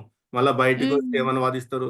ఆర్యన్ ఇన్వెషన్ థియరీ జరగలేదు. అంబేద్కర్ చెప్పినట్టు జరగలేదని చెప్పేసి, అంబేద్కర్ నమ్మలేదని చెప్పి అట్లా వాదిస్తారు. అంతే అది. ఏం చేయలేం. అన్నయ్య డ్యూయల్ మా స్టాండర్డ్. బుక్‌లో మా బుక్‌లో ఆర్యులు మొదటిగా వచ్చిన విదేశీయులని గూడా రాయబడుంది. అవును. ఇది అవును. ఈ బుక్ సీనయ్య.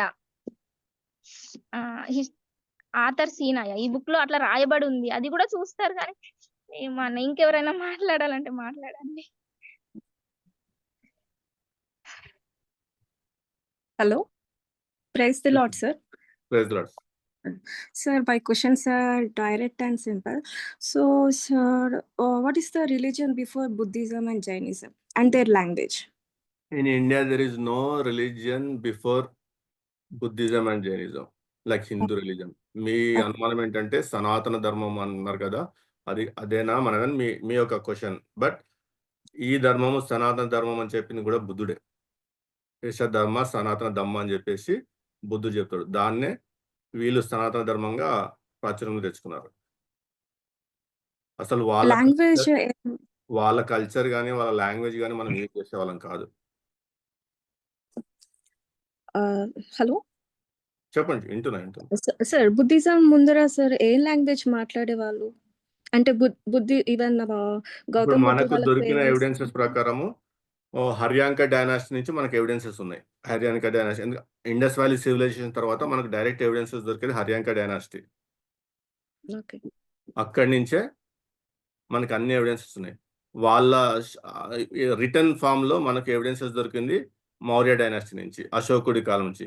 అక్కడ ప్రాకృత్, పాలి, గ్రీక్, అరామిక్ ఈ భాషలు తప్పించి ఇంకే భాష కూడా వాళ్ళు వాడినట్టు ఆధారాలు లేవు. సో, అశోకుని తండ్రి కూడా అశోకుడు ఏదైతే భాష మాట్లాడుతో అదే భాష మాట్లాడి ఉండాలి కదా! ఇప్పుడు నా మాతృభాష, నా పేరెంట్స్ లాంగ్వేజ్ ఏదైతే ఉంటదో అదే నా మాతృభాష అవుతది.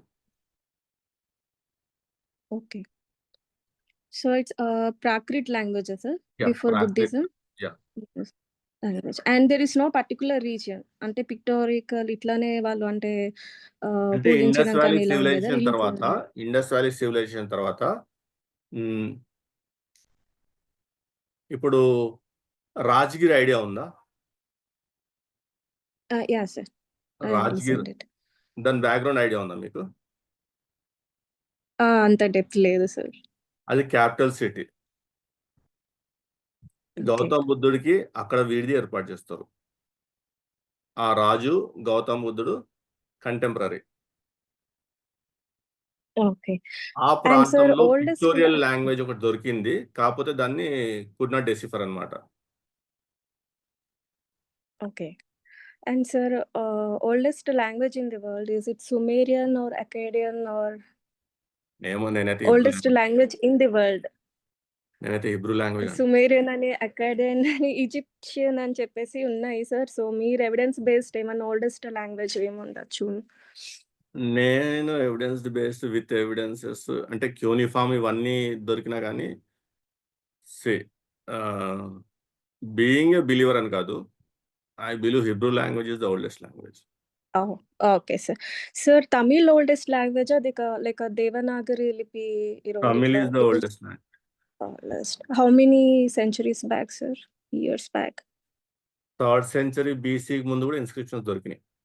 Okay, so Indiaలో oldest language అంటే is it Tamil, sir, or Tamil సౌత్కి వస్తే తమిళ్ చెప్పొచ్చు, నార్త్కి వచ్చేసరికి Prakrit? ప్రాకృత చెప్పొచ్చు. Okay, very good. Thank you, sir. And yeah, sir, ఇది కొంచెం అవుట్ ఆఫ్ అంటే like according to our Christianity. So sir, I have listened in a debate అంటే interview దాంట్లో Stephen Paul గారు అండ్ సీనియర్ జాన్ వెస్లీ గారు మీటింగ్లో ఏం చెప్పారంటే, అక్కడ ఇస్రాయల్లో విజిట్ చేసినప్పుడు అక్కడ జ్యూస్ కానీ వాళ్ళు ఏం చెప్పారంటే, పెంతికోస్తు దినం అప్పుడు పరిశుద్ధాత్ముడు వచ్చిన తర్వాత లాంగ్వేజెస్ భాషలు మాట్లాడారు కదా, అన్య భాషలు. సో అందులో సెయింట్ థామస్ అని ఆయన మలయాళం లాంగ్వేజ్ మాట్లాడాడు. సో అందుకే like he came to Kerala first according this language. And so ఏదన్నా డాక్ట్రైన్ కానీ ఏమైనా నోట్ చేసినవి నథింగ్, ఏమైనా ఉన్నాయి? Nothing like hope you read Bible అనుకుంటా. ఇప్పటికి 10 సార్లు దట్స్ చదువుంటారు. వాట్. అవి ఎవర్ సో కేమ్ వాళ్ళంటే across that verse. That's what. So ఏమైనా డాక్ట్రైన్ కానీ ఏమైనా నోట్ చేసినవని just I'm asking. The Bible is final for us. That's it. Okay. నేను మీరు మీ చెవులకి ఇంపుగా ఏదోటి వాగుతా, but no, go back like Bereans, search the scriptures. If whatever I told you found in the scripture, then I am correct. Or else, padam vaadadu తీసండి.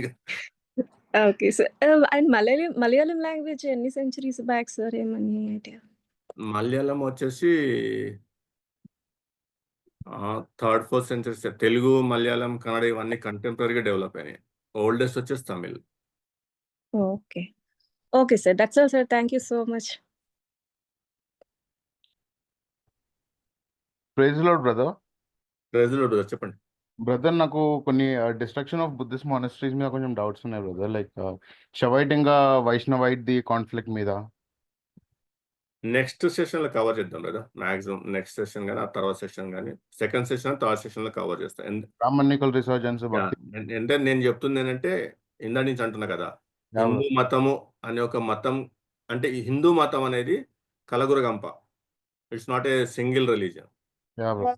వీళ్ళు హిందూ మతంగా ప్రాచుర్యంలోకి రాకముందు ఎవరెవరు ఏ మతాలు పాటించే వాళ్ళు, వారి యొక్క మత గ్రంథాల ప్రకారం వారి దేవుడు ఎవరు, వారి యొక్క మత గ్రంథాల ప్రకారము ఇప్పుడు ఒక విశ్వాసంలో ఉంటే ఇంకో విశ్వాసంలో చెప్పబడతాను. సపోజ్ నేను వైష్ణవంలో ఉన్నాను, వైష్ణవంలో ఉండి శైవ మతానికి సంబంధించిన శివుని ఆరాధించవచ్చా, ఆరాధించకూడదా, ఇట్లాంటివన్నీ మనం ఫర్దర్ గా డిస్కస్ చేద్దాం. It is there in my mind. Okay brother. మరి ఇంకో question brother, like Shiva parents ఎవరు బ్రదర్? తెలీదు. ఇప్పుడు దేవి భాగవతం ప్రకారము ఆమె ముగ్గురిని సృష్టిస్తుంది. ముగ్గురిని సృష్టించిన తర్వాత వాళ్ళని పెళ్లి చేసుకోవాలని కోరుతుంది. తర్వాత సంథింగ్ అంతా స్టోరీస్ అవన్నీ. Brother last question brother, Bhaskara Varman అనే కింగ్ ఉన్నాడు కదా brother, Bhaskara Varman from Kamarupa 7th centuryలో. So was he against Buddhist brother? మీరు ఈ మూవీలోంచి మాట్లాడుతున్నారా? రాజమౌళి ఏదో మూవీ PS1 PS2 లాంటి?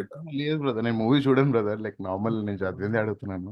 ఎందుకంటే అందులో కూడా నేను ఆ బుక్స్ లో ఆయన సిలోన్ పోయినాక యాక్చువల్గా మనకు 10th century లోపు కానీ 7th century లోపు కింగ్డమ్స్ అన్ని కూడా బుద్ధిస్ట్ కింగ్డమ్స్. అవి పాల వంశస్థులు లేదా వాళ్ళు వచ్చినాకనే ఈ బ్రాహ్మణత్వము అభివృద్ధి చెంది ఈ రాజులందరినీ ఇప్పుడు శైవులు కొందరిని, వైష్ణవులు కొందరిని, ఇట్లా రాజులని బ్రెయిన్ వాష్ చేసి వాళ్ళని కంట్రోల్ తీసుకొచ్చుకొని వాళ్ళ ద్వారా స్థాపించబడ్డంత వరకు కూడా బౌద్ధమే ఎక్కడ చూసినా కానీ. ఓకే బ్రదర్, అంతే బ్రదర్. చోళులు వీళ్ళందరూ కూడా మాక్సిమం మీకు మిక్స్డ్, చోళులు వచ్చేసరికి మిక్స్డ్ కనపడుతుంటాయి. ఇప్పుడు కట్టించిన గుళ్ళు ఉన్నాయి సౌత్ లో, కానీ మీకు బుద్ధుని విగ్రహం ఉంటుంది ఆ గుళ్ళలో, ఎక్కడో దగ్గర బుద్ధుని విగ్రహం ఉంటుంది. అప్పటికి మిళితమైంది అనమాట ఆ మతము ఈ మతము, అంటే ఒక కామన్ గ్రౌండ్ కోసము స్టార్ట్ చేసినారు.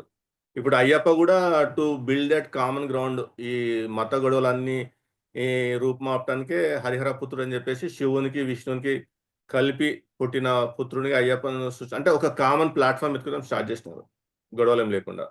Yeah brother. And last question brother, మన ఇది Nalanda university, was it Buddhist university Buddhist brother, university? Buddhist. ఎందుకంటే ఈ చైనీస్ ట్రావెలర్స్ మెన్షన్ చేశాను కదా, ఫాయాన్ కానీ వీళ్ళందరూ కూడా they went over there, they studied there. Yeah ఇప్పుడు వాళ్ళు అంత పెద్ద యూనివర్సిటీలో if they taught Vedic scriptures కానీ వేదాస్ కానీ, ఎందుకు ఇండియా బయట వేదాల గురించి ఎక్కడ ప్రాచుర్యం లేదు, ద వే బుద్ధిజం గురించి ప్రాచుర్యం ఉన్నట్టు అనేది మనం ఆలోచించాలా. అంతమంది స్టూడెంట్స్ వచ్చినప్పుడు ఓన్లీ బుద్ధిజం చదవడానికి వచ్చారు స్టూడెంట్స్. ఇప్పుడు వేదిక్ బుక్స్ అక్కడ, వేదిక్ లిటరేచర్ అక్కడ, అంటే వేదిక్ నాలెడ్జ్ అక్కడ చెప్తా ఉంటే లేదా పంచుతా ఉంటే అది కూడా నేర్చుకునే వాళ్ళు కదా. Yeah brother. ఎవ్వరు కూడా ట్రావెలర్స్ ఇక్కడికి వచ్చి బయటికి వెళ్ళి బౌద్ధాన్నే బోధించినారు కానీ ఎక్కడ కూడా వేదాల గురించి కానీ వేదిక్ రిచువల్స్ గురించి కానీ వేదాల్లో చెప్పబడిన దేవుళ్ళ గురించి ఎక్కడ ప్రస్తావన చేయలేదు. ఎందుకు? Yeah bro. బేసికలీ అంటే మీరు చెప్పే లైక్ 12th centuryలో like these people took over Nalanda అంటారు కదా బ్రదర్. అవును, basically took over Nalanda and they Khilji పేరు మీద రూమర్ అది. Only Brahmins burn Nalanda. మా స్క్రిప్చర్స్ అన్ని బర్న్ ఇట్. చెప్తారు. ఎందుకంటే ఆ టైంలో Brahmin was the king of that area. When Khilji invaded, he should help this people, కానీ అతను హెల్ప్ చేయలేదు, సైలెంట్ గా ఉన్నాడు అని కానీ ఖిల్జీ అక్కడ దాకా రాలేదు, ఈ బ్రాహ్మిన్స్ తగలబెట్టేస్తారు. యా బ్రదర్, నేను విన్నాను బ్రదర్, లైక్ బ్రాహ్మిన్స్ కూడా లైక్ ఇది వెన్ కాన్ఫ్లిక్ట్ నడుస్తున్నప్పుడు when this people were against Buddhism, Brahmins were just sitting down and watching them అని చెప్పి చదివాను నేను ఎక్కడో. ఈ బ్రాహ్మిన్స్ కానీ ఈ బ్రాహ్మణ మతం కానీ మీరు ఆదిశంకరాచార్యుడు తర్వాత ఉనికిలోకి వస్తూ ముస్లిం పరిపాలన ఎప్పుడైతే భారతదేశంలోకి వచ్చిందో ముస్లింలను అడ్డు పెట్టుకొని విచ్చలవిడిగా వీళ్ళు వరదిల్లినారు. ఎందుకంటే ఆ ముస్లిం సంస్థానాల్లో బ్రాహ్మిన్సే ఇంటలెక్చువల్స్, వాళ్ళ సలహాదారులు కానీ లేకపోతే మీడియేటర్స్గా కానీ.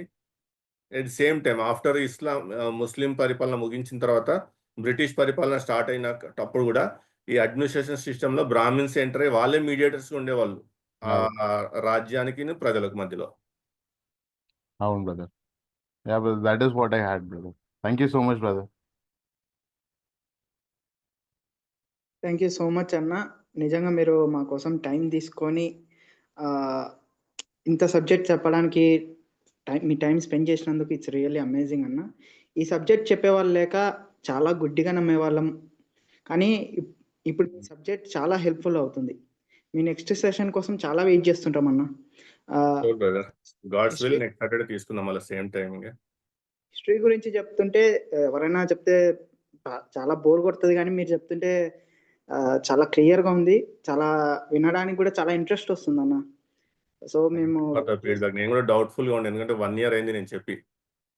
After 1 year I started again today.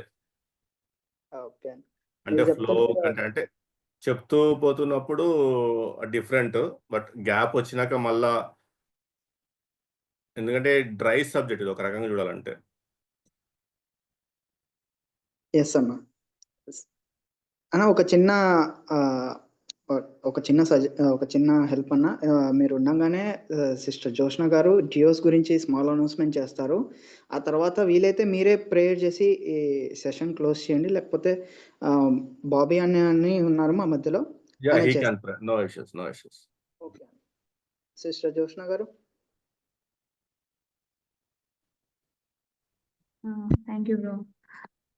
ఇప్పటి వరకు మనకు భాషల గురించి, వాటి యొక్క కాలం, ఇంకా చారిత్రాత్మక విషయాలు మనకి చక్కగా వివరించిన బ్రదర్ వడ్డే నవీన్ కుమార్ అన్నగారికి డియోస్ తరపు నుంచి వందనాలు తెలియజేస్తున్నాము. అలాగే ఈ సెషన్ ఇదే విధంగా మరో 3 వారాలు జరగబడుతుంది. ప్రభు చిత్తం అయితే వచ్చే శనివారం అనగా 29/3/2025 సెకండ్ సెషన్ ఉంటుంది. అదేవిధంగా థర్డ్ సెషన్ 5/4/2025 అనగా ఏప్రిల్ 5వ తారీఖు ఉంటుంది. ఫోర్త్ సెషన్ వచ్చేసి 12/4/25 అనగా ఏప్రిల్ 12వ తారీఖు ఉంటుంది. అదే విధంగా ఎవరైనా మీరు గాని, మీ కుటుంబ సభ్యులు లేదా సన్నిహితులు ఎవరైనా గాని ఈ సెషన్ మిస్ అయ్యి ఉంటే డియోస్ ఇండియా యూట్యూబ్ ఛానల్‌లో మనకి రికార్డెడ్ సెషన్స్ ఉంచబడతాయి మీ కొరకు. మీరెప్పుడు కావాలంటే అప్పుడు వెళ్లి దాన్ని వీక్షించగలరు. అలాగే మనకి ఇటువంటి ఆధ్యాత్మిక సమాచారం కొరకు డియోస్ ఫెయిత్ అనే టెలిగ్రామ్ ఛానల్ ఉంది. ప్రతి ఒక్కరూ ఆ టెలిగ్రామ్ ఛానల్‌ని ఒకసారి అప్రోచ్ అవ్వడానికి ట్రై చేయండి. దాంట్లో మనకి ఓన్లీ ఈ క్రిస్టియన్ యూత్ కోసం మనకి దాంట్లో కంటెంట్ క్రియేషన్ ఉంటది. అదేవిధంగా మనకి కావాల్సిన జాబ్స్ కానీ, ఇంటర్న్‌షిప్స్ కానీ దానికి సంబంధించిన ఇన్ఫర్మేషన్ కూడా ఉంటది. ఎడ్యుకేషన్ పరంగా ఉంటది. అదేవిధంగా క్రిస్టియన్స్ మీద జరుగుతున్న దాడులు గానీ, లేకపోతే క్రిస్టియన్స్‌కి ఇచ్చే అవకాశాల గురించి కానీ, కావాల్సిన న్యూస్ అనేవి అప్‌డేటెడ్‌గా ఉంచబడతాయి. బ్యాక్‌గ్రౌండ్ వర్క్ జరుగుతోంది గూడా. మీకు వాటి గురించి ఏదన్నా ఇంట్రెస్టెడ్‌గా ఉంటే మీరందరూ గూడా టెలిగ్రామ్ ఛానల్‌ని ఒకసారి రీచ్ ఔట్ అవ్వండి. అలాగే అదేవిధంగా ఎవరికైనా ఎటువంటి ఇన్ఫర్మేషన్ కావాలన్నా, లేకపోతే ఇలాంటి డియోస్ టీమ్ గురించి లేదా డియోస్ ఇన్ఫర్మేషన్ గురించి ఎటువంటి ఇన్ఫర్మేషన్ కావాలన్నా గూడా ఇన్‌స్టాగ్రామ్‌లో మనకి డియోస్ ఫ్యామిలీ అనే ఒక డియోస్ ఇండియా అనే ఇన్‌స్టా పేజ్ ఉంది. దాన్ని మీరు ఫాలో అయ్యి అక్కడ మీరు ఎటువంటి క్వెషన్ లేదా ఇన్ఫర్మేషన్ మీకు ఏం కావాలన్నా గాని అక్కడ రీచ్ ఔట్ అవ్వచ్చు. అక్కడ అయితే గనక మీకు ఇన్‌స్టంట్ రెస్పాన్స్ వస్తది టీమ్ నుంచి. అలాగే మనకి రోజు 9-10 ప్రేయర్ సెషన్ జరుగుతది. ప్రెజెంట్ ఇప్పుడు లెంట్ వర్షిప్ జరుగుతోంది. మీకు ఆసక్తి ఉన్నవారు ఎవరైనా గాని ఆ వాట్సాప్ ఛానెల్‌లో జాయిన్ అవ్వచ్చు. ప్రతిరోజు 9-10 మనకి ప్రస్తుతానికి లెంట్ సెషన్ జరుగుతోంది. దాని తర్వాత రోజు గూడా వర్షిప్ అనేది జరుగుతది. డైలీ ఒక టాపిక్ జరుగుతది. అలాగే చైన్ ప్రేయర్స్ కూడా ఉంటాయి. మీకు ఇదంతా ఎందుకు చెప్తున్నానంటే మనము ఉండాలి. మనలో యూనిటీ ఉండాలి. సో, వీలైనంత వరకు గూడా అందరూ యూనిటీగా ఉండి ఈ డియోస్ ఆర్మీని సపోర్ట్ చేస్తారని నమ్ముతున్నాను. అలాగే అందరం కలిసి క్రీస్తులో ఎదగడానికి మనం ట్రై చేద్దాం. నాకు ఈ అవకాశం ఇచ్చినందుకు మీ అందరికీ, అలాగే టీమ్‌కి, దేవుడికి వందనాలు తెలియజేసుకుంటున్నాను. అదేవిధంగా మాకు ఇంత మంచి జ్ఞానాన్ని ఇచ్చినందుకు బ్రదర్ వడ్డే నవీన్ కుమార్ అన్నగారికి ఇంకొకసారి ధన్యవాదాలు తెలియజేసుకుంటున్నాను. Thank you.